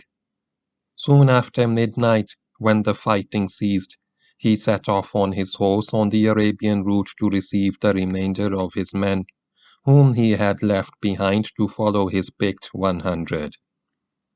Some distance from the battlefield, he met the 600 men, organized them into groups of 100, and instructed them to approach the battlefield soon after sunrise in separate groups, one following the other, so that the Muslims and Persians would be led to believe that large Muslim forces were coming as reinforcements.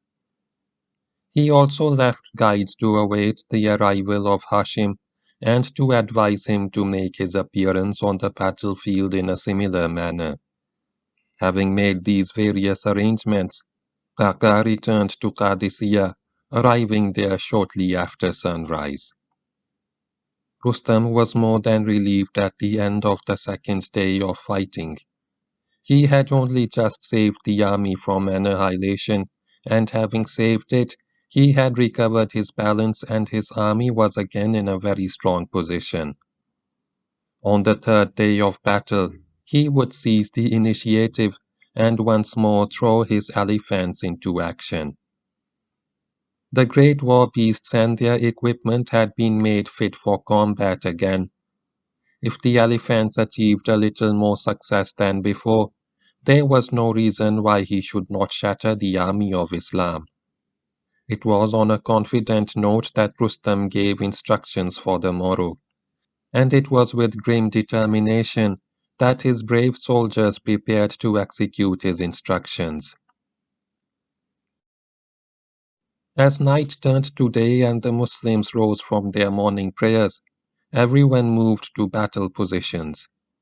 If the soldiers had too little rest, it was just too bad. There was just no more rest to be had, and as the two front lines re-established themselves, they saw in between a red carpet of corpses, nearly a mile wide, running along the entire length of the front. This was the harvest that the two armies had reaped in 2 days of bitter fighting, with as yet nothing to show for their labors. Saad ordered the evacuation of the Muslim dead, and let it be known that the dead could be buried unwashed and in their blood. The Muslim units pulled out their dead to behind their lines, whence groups specially detailed for the task took over the work of transporting the bodies to the graveyard, where the women and children dug the graves and buried the martyrs. One cannot but admire the courage and fortitude of the women and children, who themselves bereaved, dug the graves and buried their own dear departed, their fathers, their husbands, their sons. There was no time for formalities and condolences and expressions of grief. The forming up was not complete when the elephants appeared through the Persian position and stopped in front of the army. They were positioned in the central and right corps, with nothing being left in the Persian left wing. On these animals rested the hopes of the Persians, and to ensure that the Muslims did not get at them, several rings of infantry were thrown around the elephants, while their groups of cavalry were positioned a little in advance to protect the infantry. Thus, until the elephants were launched against specific objectives, they would be safe from the Muslim attackers. The Persians planned to use their elephants in the attack, closely supported by cavalry and infantry. But the elephant riders noticed a certain nervousness in their mounts. The elephants stayed calm and steady when accompanied by men, but if left alone, turned restive and ungovernable. The arrival of the elephants completely surprised the Muslims and upset their plan of attack. They had believed that they had seen the last of the mighty beasts. Saad had intended to once again let his super camels loose against the Persian horse and give the Persians more of the same medicine. But the position of the elephants made this impossible. No camel, however fierce-looking, would advance against an elephant, and that plan would just have to be postponed or entirely shelved. The elephants, surrounded by infantry and preceded by cavalry, were invulnerable and could only be dealt with if they advanced and, in the heat of battle, offered openings. Thus the Muslims were forced to remain on the defensive, and this suited Rustam perfectly. The Persian attack began at mid-morning. Their first action was a storm of arrows let loose against the Muslims, which caused quite a bit of distress in the ranks of the believers. The fire was extremely accurate, and to escape the salvos, several groups of Muslims shifted position, and their ranks were split. The Muslim archers this morning did not prove very effective. After this had gone on for some time, the leading ranks of the Persian army were set in motion. The elephants moved forward slowly, surrounded by infantry and protected by cavalry on the flanks, and as they got near the first Muslim line, which was composed of cavalry, the attacking infantry moved aside and let the elephants advance upon the Muslims. The effect on the Arab horse was again frightening, and many of them broke out of control and panicked. Most riders, however, were able to control their mounts and either pulled back a short distance or moved aside to avoid the elephants.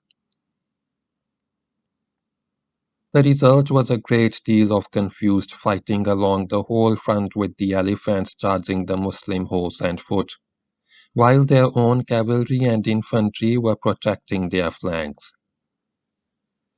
The elephants were trained to kill by goring or trampling their victims or picking them up in their trunks and dashing them to the ground, and to this painful fate many Muslims were subjected.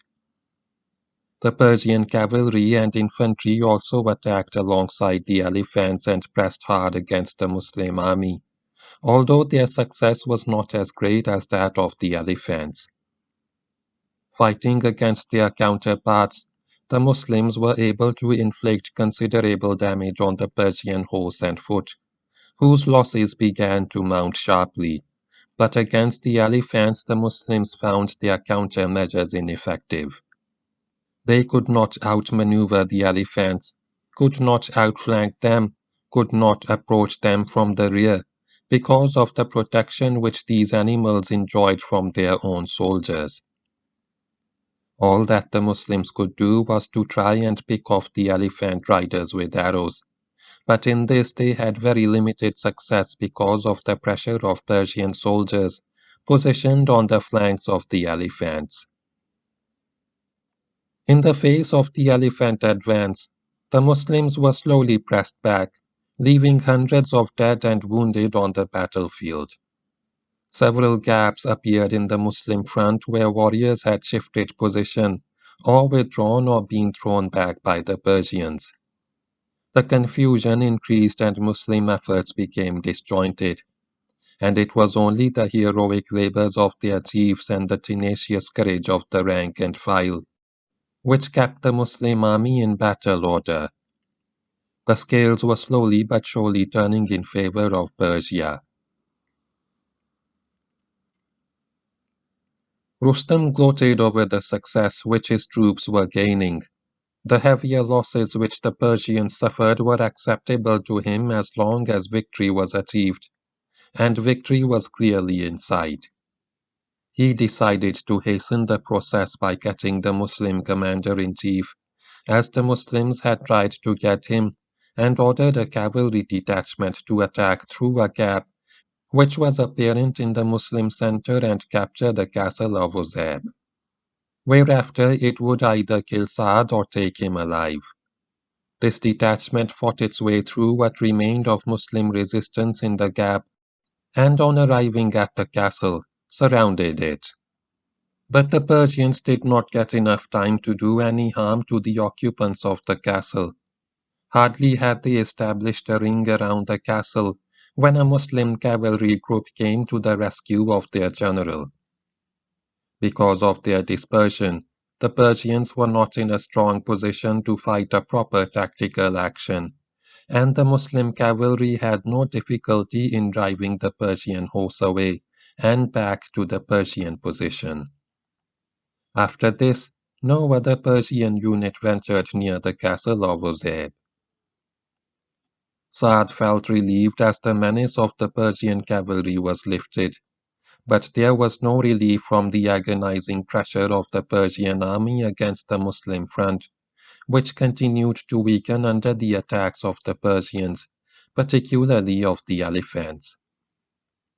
It was only a matter of time. A little more of this, and the Muslim front would collapse, and the probable effect of this defeat on the cause of Islam was too horrible to imagine. The main problem was the elephants, especially the two great tuskers mentioned earlier, a scabby one and a white one, which stood in the Persian center and right center respectively, and did the most damage. These animals were bigger and stronger than the rest, more warlike and better trained. They also acted as the leaders of the elephants, and on their performance depended the behavior of others of their kind. Most of the Muslims were terrified of these two, as though they were supernatural. Something would have to be done about the elephants, and if just these two huge monsters could be killed or driven away, the others would become less effective. Saad sent for some Persian officers who had joined him during the preceding months, had accepted Islam, and were now serving in his army. He asked them what one did about elephants, and they told him that the most vulnerable parts of the elephants were the eyes and the trunk. If the elephant were blinded and his trunk severed, he would be helpless. Saad next sent for two pairs of officers. The first to arrive in his presence were Kaka and Asim. "Save us from the white elephant," said the general. No further instructions or elaboration were necessary, and the brothers walked away. The next to arrive were Hamal bin Malik and Ribil bin Amr of the Bani Asad. "Save us from the scabby elephant." These two also departed to carry out their mission. The four officers knew that on them depended the course of battle, and that there was no time to lose. It was now midday, and the pressure of the Persian attack was at its peak. All of Kaka's men from his Syrian contingent had arrived, coming in groups of 100, and a little later, Hashim bin Utbah bin Abi Waqas also joined the Muslim army with the remainder of his men, 300, who moved immediately into the Muslim right wing, as it was the closest to their route of arrival. The actual strength of reinforcements from Syria did not amount to much, only 1,000, but the psychological effect of their arrival was immense, especially because of the presence in this contingent of stalwarts like Kaka and Hashim, and an ex-apostate chief named Qas bin Hubayra bin Abd Yaguz of the Yemen. The first to go into action were Kaka and Asim. Taking a strong group of riders and foot soldiers from the Bani Tamim, they moved forward towards the white elephant. Kaka gave his plan in a few words before the men went in. They would surround the entire group around the white elephant. They would shout and shoot arrows at the elephant riders. They would close in on the Persian group with the sword from the flanks and rear. They would draw the attention of the Persians away from the front and create as much confusion as possible. The Bani Tamim charged in with cries of Allahu Akbar, struck at the Persians who stood on the flanks of the white elephant, and moved through the gaps created by their attack. Soon the Muslims were on the flanks and in the rear of the Persians, and then began their assault from three directions. No Muslims remained in front of this Persian group except for Kaka and Asim. In another few minutes all the Persians had concentrated on the flanks and the rear of the elephant to meet the attack of the Bani Tamim, and the front was left completely open. And now the two brothers, armed with long, slim javelin, advanced upon the champion beast which had played such havoc with the Muslim army. They moved close enough for an accurate javelin throw. They could not move very close as they were on foot, and if the elephant were to suddenly charge at them, they would have no hope of getting away. The brothers stopped, raised their javelins, and poised for the throw. The elephant riders had their attention riveted to the flank and rear, where the Bani Tamim were making a terrible noise, and were paying no attention to the front, as there seemed to be no danger from this direction. And then the javelins of Kaka and Asim shot through the air, as if thrown by a single arm, and pierced the eyes of the great white elephant, getting embedded in the gigantic head. With a scream of pain, the elephant took his massive form, and all of the riders came tumbling down. In a few seconds, the brothers were upon them. Kaka first dealt with the elephant, delivering a powerful blow with his sword which completely severed the trunk. Then the brothers turned upon the fallen Persians and killed the entire lot of them. Across the Muslim center, Hamal and Rabil employed the same tactics and achieved the same success. The scabby elephant too was blinded and lost his trunk, and on the Muslim left, Amr bin Madi Karib, father of the bull, fought his own battle against the squadron of elephants deployed with the Persian right, which was doing the Muslim left considerable harm. Here too there was a leader elephant which caused the most concern, and of which the Muslims seemed most afraid. Amr, although he did not receive any specific instructions from Saad, decided that something would have to be done about this elephant, and that he himself was the man to do it. "I am attacking the elephant and those around it," he said to his men. "If you do not follow me, you will lose the father of the bull, but when you find me you will also find a sword in my hand." Having made this pronouncement, which was meant as a challenge to his followers, Amr drew his sword and plunged into the Persian ranks, which stood around the elephant. Striking left and right, he was soon lost in the dust and in the Persians. His men, watching him disappear, felt ashamed and left out of combat. "What are you waiting for?" said one to his comrades. "If you lose him, you lose the champion of the Muslims." The very next moment they attacked and drove into the Persian ranks, which enveloped their chief. After some fierce close-quarter fighting, they got to him and saw him lying on the ground, wounded, with several dead Persians sprawled around him. One sat astride his chest and was about to deliver the final blow when the Muslims arrived, just in time to drive him away. Amr had not yet reached the elephant, but was still conscious and held his sword firmly in his hand. They picked him up and brought his horse, which he insisted on mounting again, although he had to be helped to the saddle. A little later, the father of the bull would be back in action again. Following this episode, the Muslim left attacked the elephants, which by now had lost the protective screen, with which they had started the day's operation.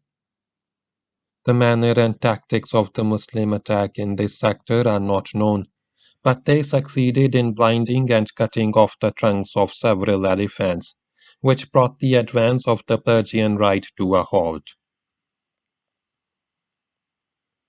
The blinding and mutilation of the elephants took the sting out of the Persian attack. The sightless monsters, their world turned to darkness and streams of blood gushing from their faces, screamed as if the devil had taken possession of them, and not knowing what to do nor understanding the reason for their agony, broke into violent movement. They rushed wherever their instincts led or misled them, from one part of the battlefield to another, breaking the ranks of Persians and Muslims, while the combatants momentarily stopped fighting to watch the dramatic suffering of the beasts. Wherever they went, they were pricked with spears to make them move on, and the elephants, maddened by their suffering but unable to retaliate against their tormentors, merely turned away from the source of pain and thumped along as fate guided them. The fearsome beasts, once a source of terror, were now turned into objects of pity, pathetic and helpless. At last their instincts turned their mutilated heads in the right direction. They faced the Persians and for the last time broke into a run.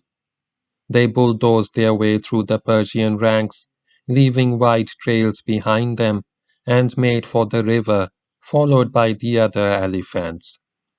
Arriving at the bank, unable to see or perhaps still guided by instinct, the leading elephants plunged into the Atik, and the others plunged in after them. How many of them reached the opposite bank is not known, but no elephant remained on the west bank.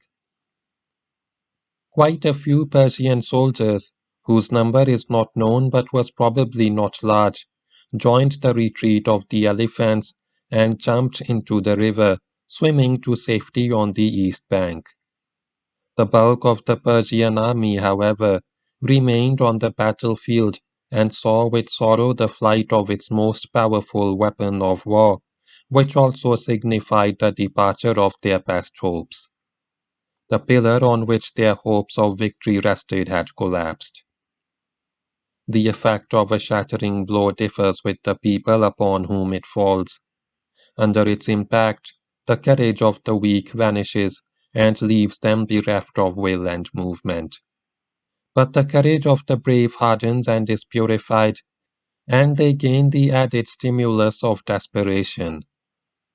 The Persian soldier took the loss of the elephants with stoic resolve and turned to meet his adversary, determined to fight on and to fight the Muslim army, to a draw if not to victory.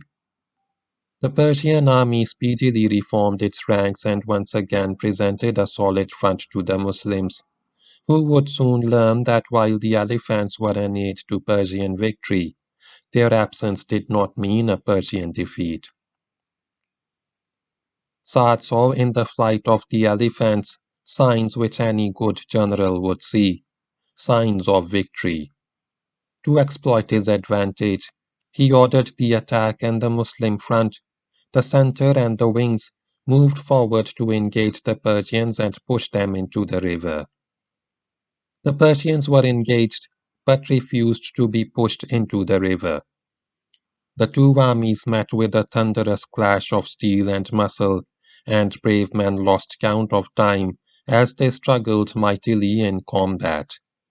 It was a case of the irresistible force coming up against the immovable object. Eventually, in the late afternoon, the irresistible force pulled back. Whether this was ordered by Saad or was an involuntary breaking of contact is not known. It may have been planned by Saad, for his next move was to order the dressed-up camels to the front to repeat the stratagem of yesterday. These monstrous-looking things moved up and made for a part of the Persian front, where a large element of cavalry was positioned, hoping to once again frighten the life out of the Persian war horse. But it was no good. The war horse was either not deceived any longer, or was better controlled by desperate men who were not going to be fooled a second time. The Persian horse stood his ground, and the camels returned crestfallen. The stratagem had failed. But a victory had to be won, and Saad again put his warriors into motion, to attack, to pierce the Persian front, to break through the Persians or just wear them down until their resistance collapsed. Tired soldiers again raised their weapons, swords, spears, and iron maces, and the afternoon wore on, with the Muslims not relenting on the Persians not yielding, on a battlefield of which not 1 yard of ground remained where either horse or man did not stand or lie dead.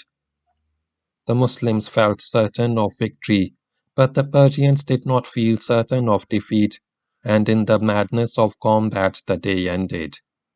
The hardest day of battle so far, on which both sides suffered equally in relation to their strength and neither could claim success. This day was to become known in history as the Day of Hardship. The day ended, but not the fighting. Dusk fell, but the violent spasm continued. Strange are the ways of Allah. One Muslim, named Shabr bin al-Qama, a small thin man, went forward in response to the challenge of a large Persian. The Persian at once threw him, sat upon his chest, and drew his dagger to cut the Muslim's throat. The reins of the Persian's horse were tied to the Persian's waist, and he was about to strike at the fallen Muslim, when for some reason his horse shied and pulled away, dragging the Persian after him. The next instant the little Muslim leapt to his feet, drew his dagger, and fell upon the helpless Persian and killed him. He then stripped the dead soldier of his possessions, armor, weapons, fineries, and took it all to Sa'd, who gave it back to him as rightly his. After the battle he sold the booty for 12,000 dirhams. Strange indeed are the ways of Allah.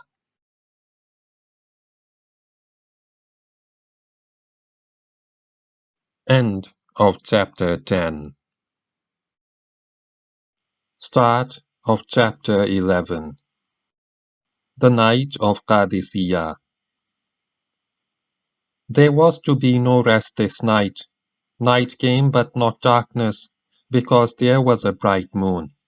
The experience of battle was so harrowing that men were gripped by a kind of insanity, hypnotized by the prospect of destruction from which they could not recoil.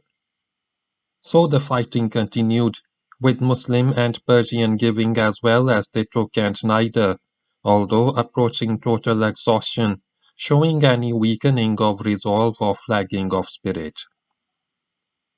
After a while there was a lull in the fighting, and Saad hoped that he would be able to re-establish some sort of control over the situation and get things better organized.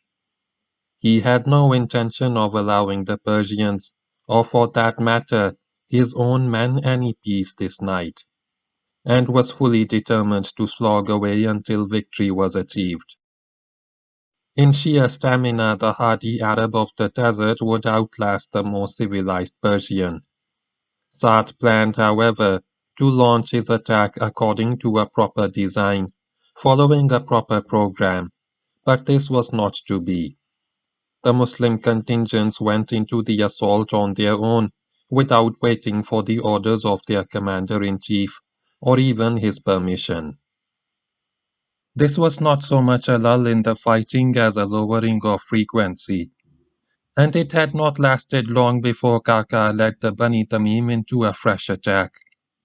Other contingents followed suit, each leader exhorting his tribe to be foremost in glory, and Saad could do nothing but accept philosophically the reports which his officers brought him about the various tribes going into action. Each time he would raise his hands in supplication and invoke God's blessings on the tribe in question. The madness was upon them again. They were like two mighty bulls, pushing and heaving with horns locked, neither willing nor able to disentangle them. Very soon the confusion became total. Saad and Rustam were both cut off from battle, both helpless spectators of a contest over which neither could exercise the slightest control. The hour of midnight came, and with it a maddened, bleeding world staggered into Sunday.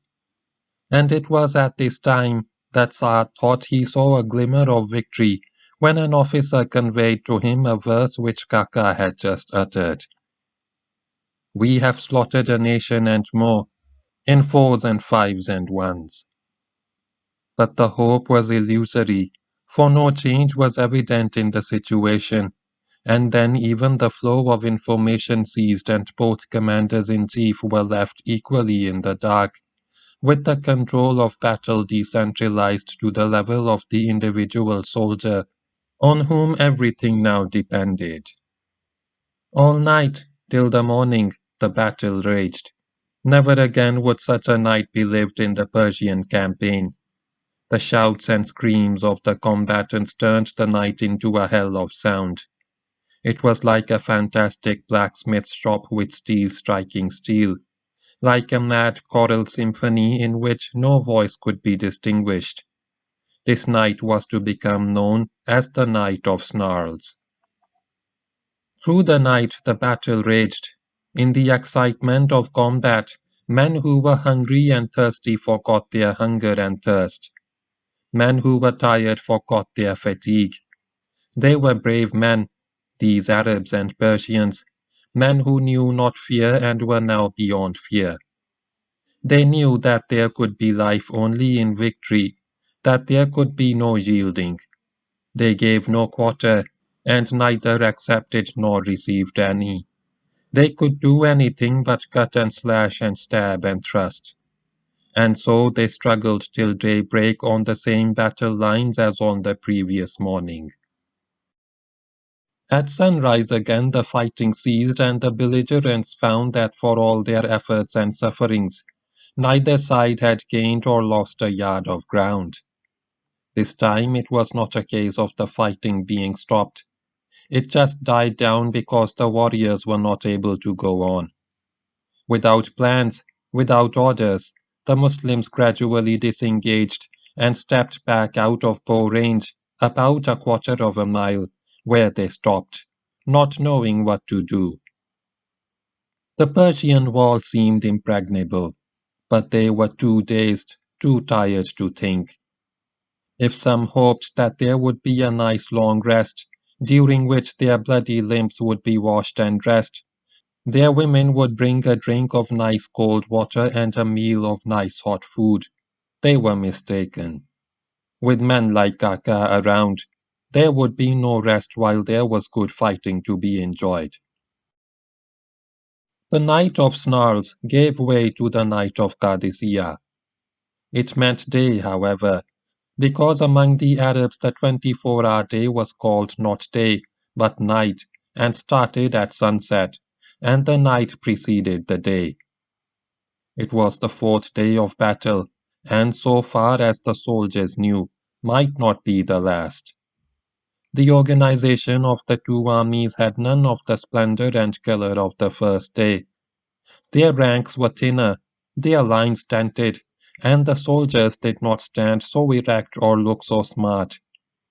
But, as if propelled by fate, they waited for whatever was to happen, and what happened on the Muslim side was Kaka. Kaka had not slept a wink for 3 nights, and if anyone had struggled harder and killed more enemies in this battle, historians have made no mention of him. But now Kaka drew his men to him and said, "There is defeat for the enemy after an hour if we start again, so be patient for an hour and then attack once more. Lo, victory springs from steadfastness, so choose steadfastness over grief." His words were carried to other tribal contingents and the other chiefs, knowing that Kaka would steal a march on them if he could, got their men prepared to start attacking again. Amr bin Malik Arib, Qais bin Abd Yahuk, Qais bin Hubayra, Ashas bin Qais, Tulayha, all spoke to their men in similar vein, and the spirit of the officers, hardened by a determination to win, transmitted itself to the rank and file. Meanwhile, Saad and Rustam were able to re-establish a degree of control over their corps, and while Rustam busied himself with putting his corps and regiments in order with a defensive posture, Saad began to plan his next attack. His control over the army was not sufficiently strong for him to give detailed orders. All he could do was to lay down directions of attack, and this he did as follows. The Kinda and the Bajila, under Ashas and Jarir, the strongest contingents in the Muslim right center and right wing respectively, would attack from the right and break through the Persian left flank. On the Muslim left, Amr would similarly attack the Persian right flank. The rest of the army would attack frontally. The Muslim wings and center would meet behind the Persian center in a converging movement. Kaka was the first to start when, in about the middle of the morning, he led his men against the Persian center. He was followed by the rest of the Muslim regiments of the center, and the last to go into action were the Muslim wings, which had to shift their position to engage the Persian flanks. Ashas bin Qais, leading 700 men of the Kinda, came up against a Turkish regiment which resisted stubbornly, but was at last driven back from its position. For some time the battle again degenerated into a butchery, and there were signs that it would be fought to a standstill with heavy losses to both sides. But now, for the first time in the past 24 hours, signs of weakness appeared in the Persian front. Their right under Hormuzan and the left center were pushed back as a result of the flanking movement. But after withdrawing a short distance, they reformed their ranks and stood their ground. And so the situation remained till about noon, when Kaka pierced the Persian center, and as the Persians scattered before his regiment, made a dash for the Persian headquarters. Rustam sat upon his throne and waited. He hoped that his army would be able to wear down the Muslims sufficiently for them to suspend their attack, but he also feared that the Muslim pressure was becoming well nigh unbearable. He had sustained on his person many wounds and displayed an example of professional skill and personal courage which few generals could surpass. And then the sounds of fighting at the Persian center came closer, and with these sounds came the dust storm. The storm appeared in the west and blew eastwards. The trampling of tens of thousands of feet had raised a cloud of dust, which hung over the battlefield as the belligerents fought in its shadow. Now the storm raised more dust, and waves of it were blown in the faces of the Persians. The dust swirled around Persian and Muslim. The storm had assumed serious proportions by the time it reached Rustam, and it picked up the canopy which had been erected over his throne, carried it like a huge bird in the air, and dropped it in the Atik. Rustam, no longer under shelter, dismounted from his throne. He was alone. The last of his guards and his personal staff had been thrown into action. There was not an officer to talk to, not a messenger to carry his orders and bring him information, not an attendant to see to the needs of the top general of the empire. The commander-in-chief moved a short distance towards the rear, where a mule loaded with 2 saddle boxes carrying his personal possessions stood in unperturbed silence. Rustam sat on the earth on one side of the mule. Kaka and his men stumbled upon the throne and found it unoccupied.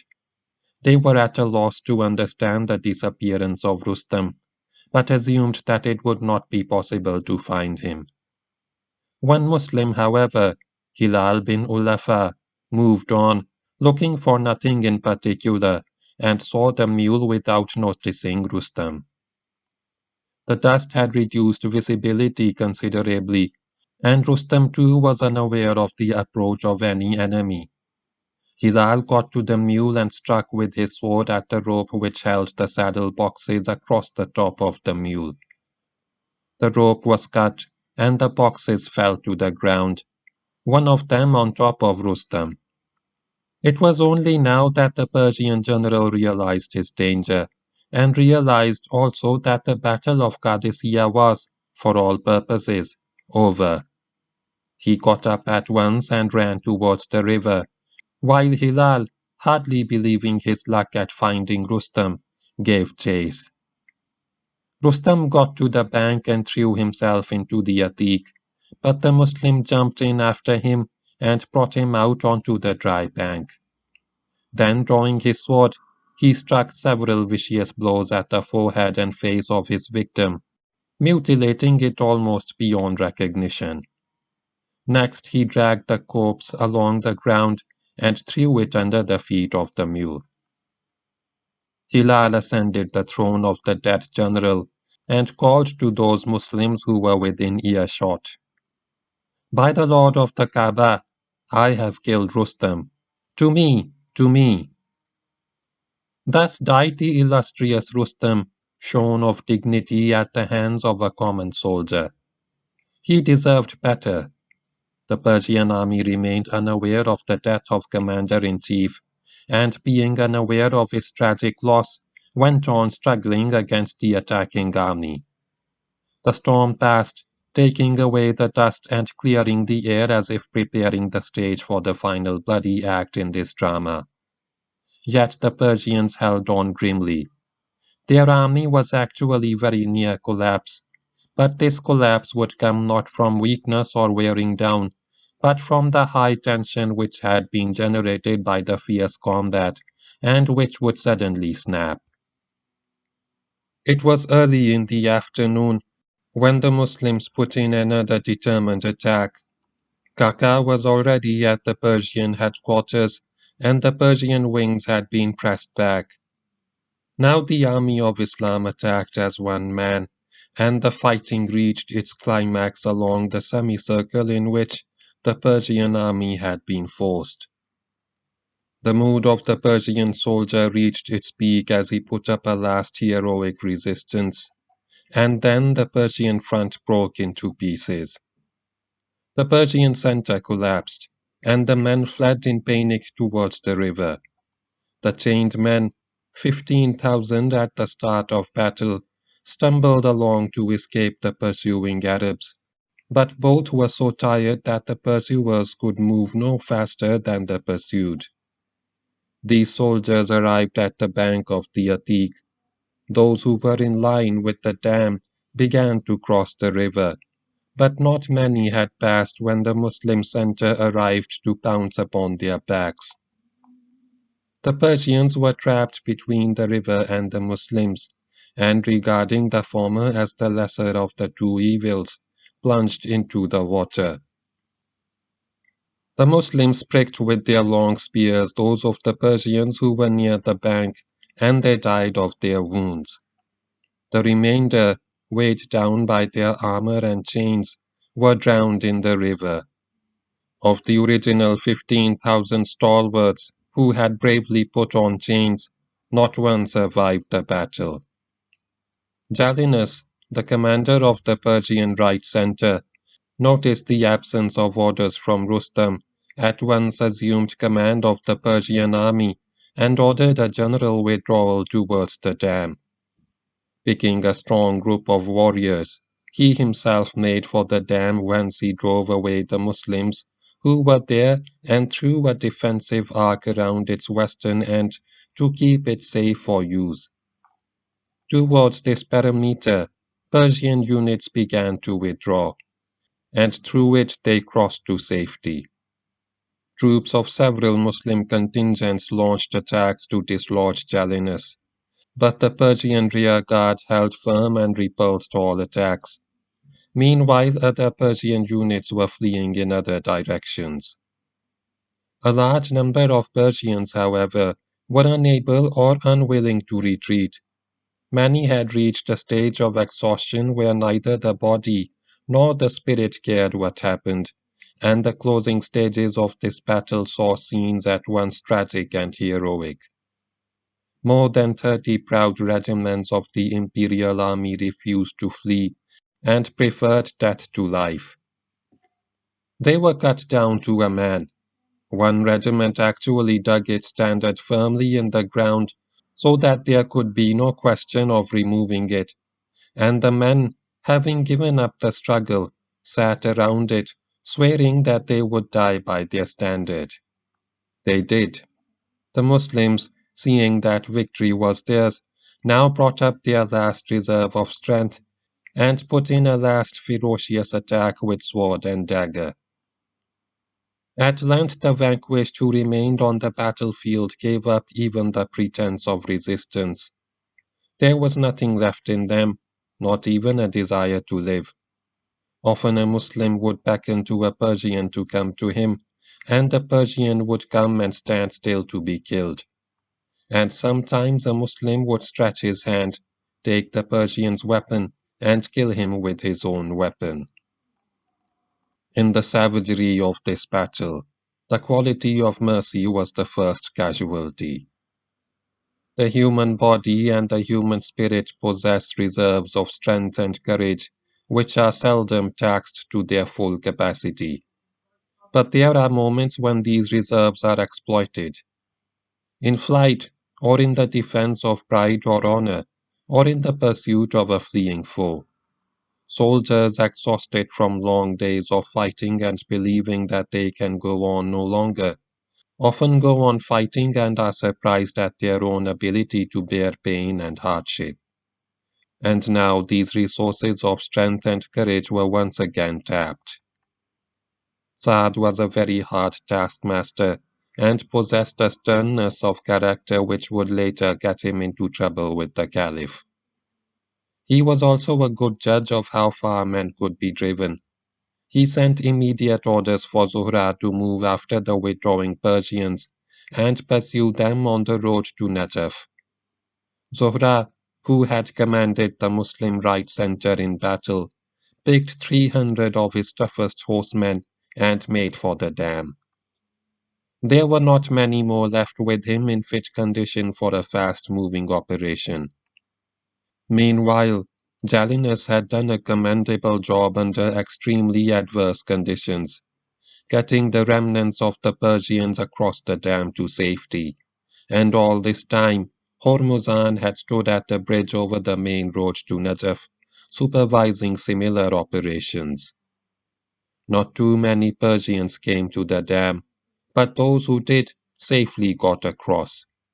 And when no Persians remained in sight, Jalinus destroyed the dam and moved upstream along the east bank of the Atik.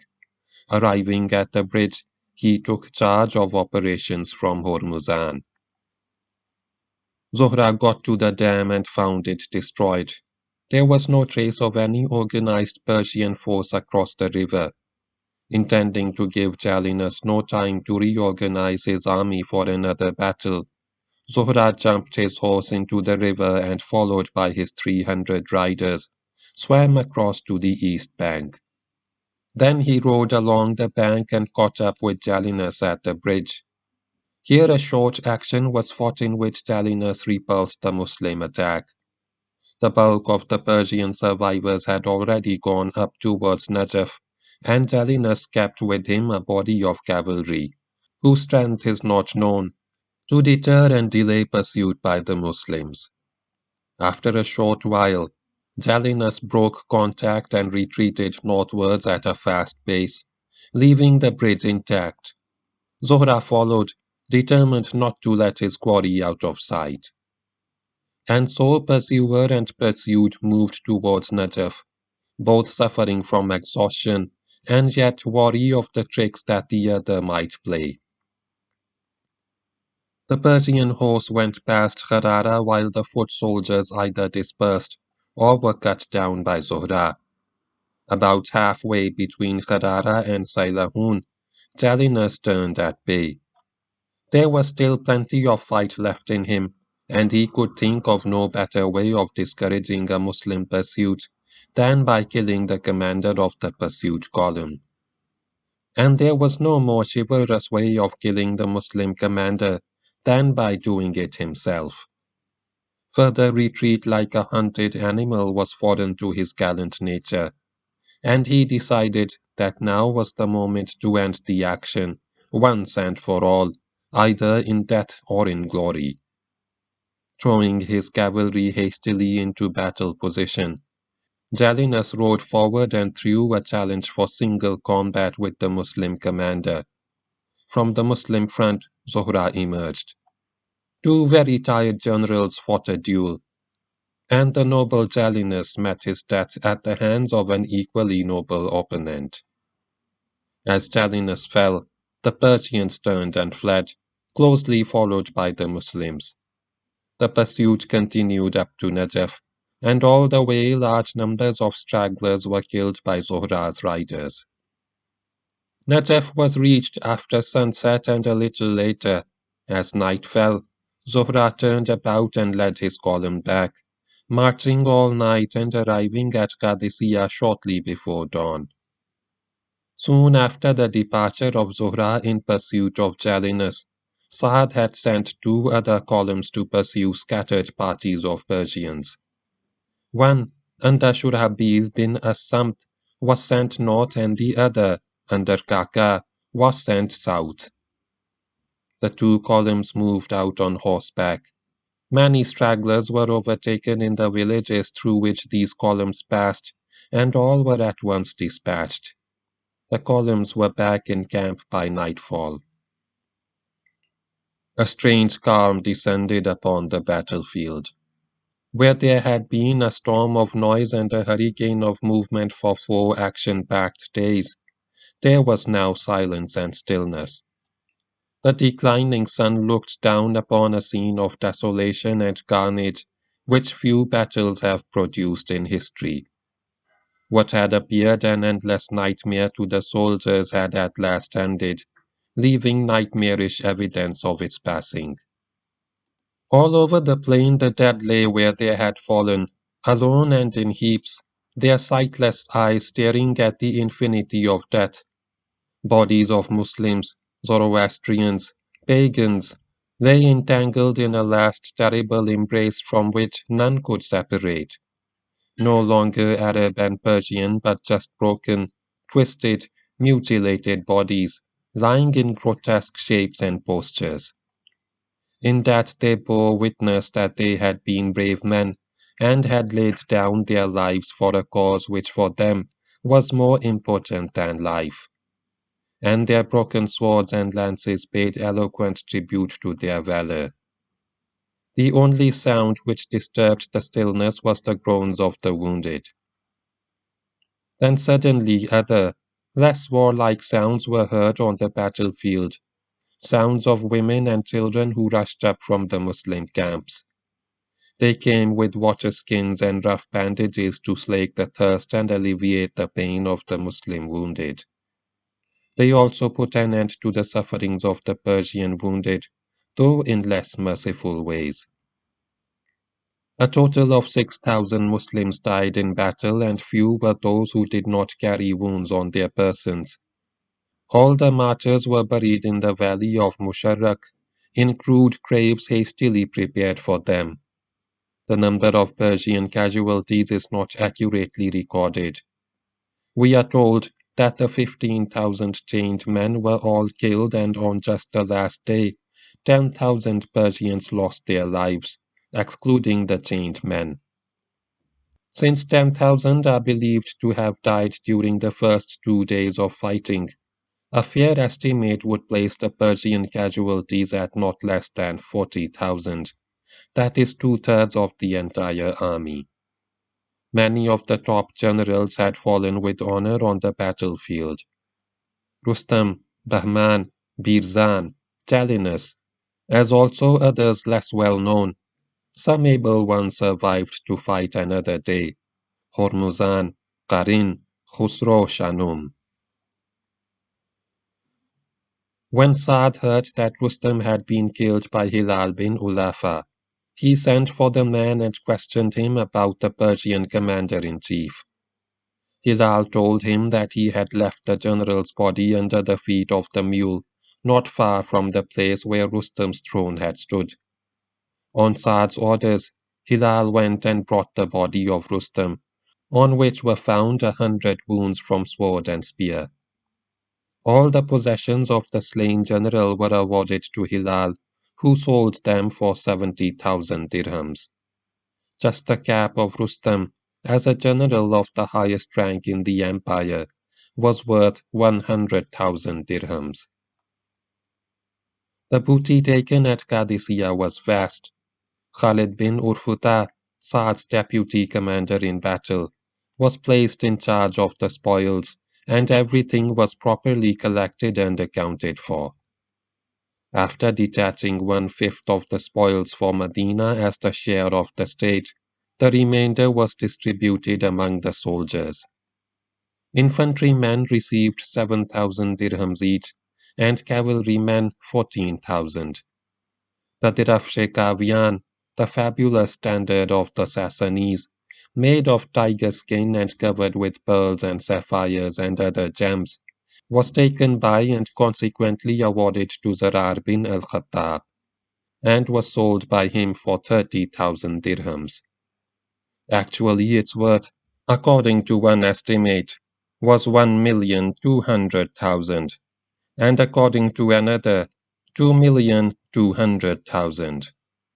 The 4 sons of the old woman mentioned in an earlier chapter returned safe and sound to their mother, having earned the admiration of their fellow men in battle, and laid at her feet their share of the spoils, which she happily returned to them, regarding her own sons as her greatest treasure. The blood had not dried on the plain of Qadisiyyah when Saad wrote a letter to the Caliph. Lo, Allah has given us victory over the Persians after a long battle and a terrible earthquake.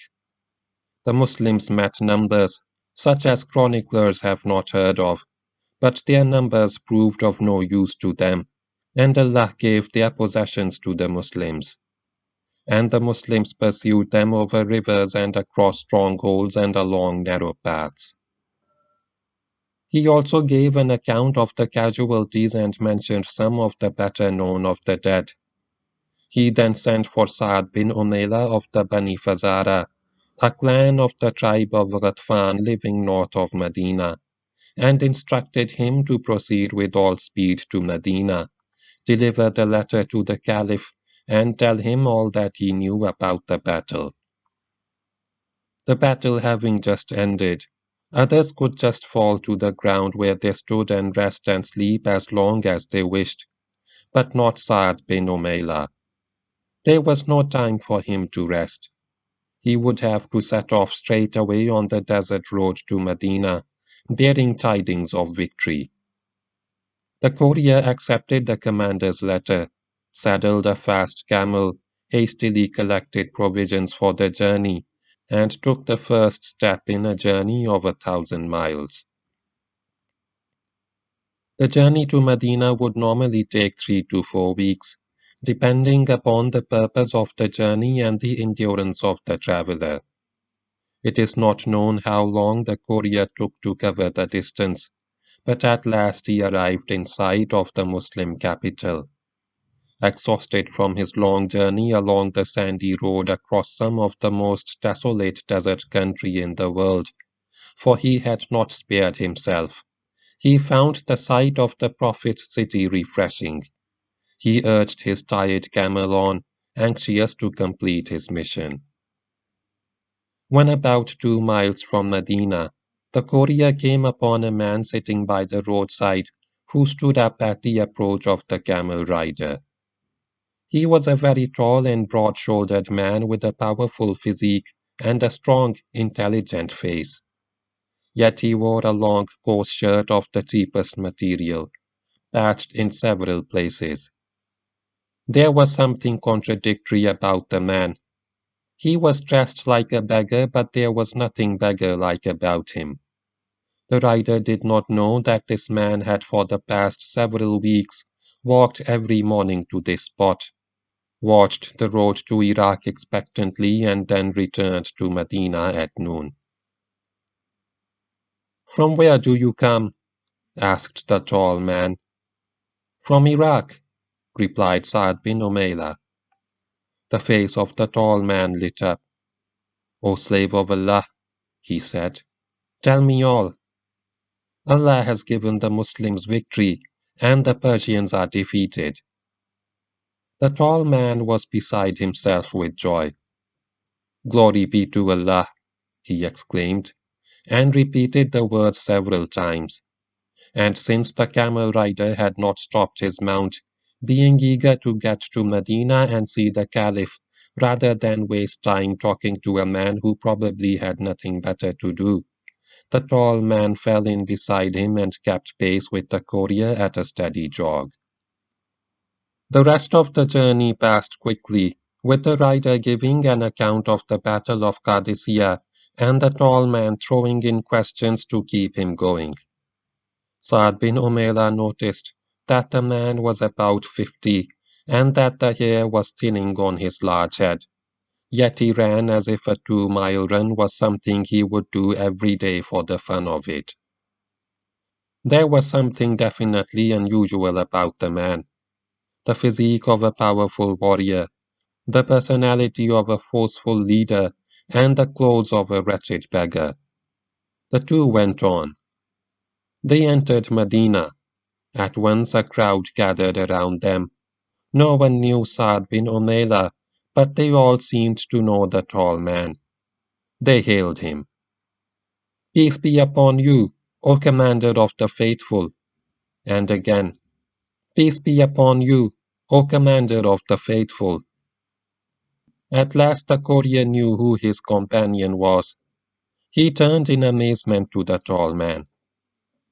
"Glory be to Allah, and may Allah bless you," he said.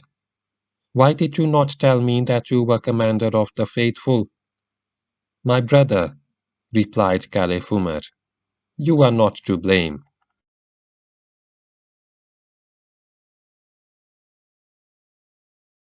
End of chapter 11.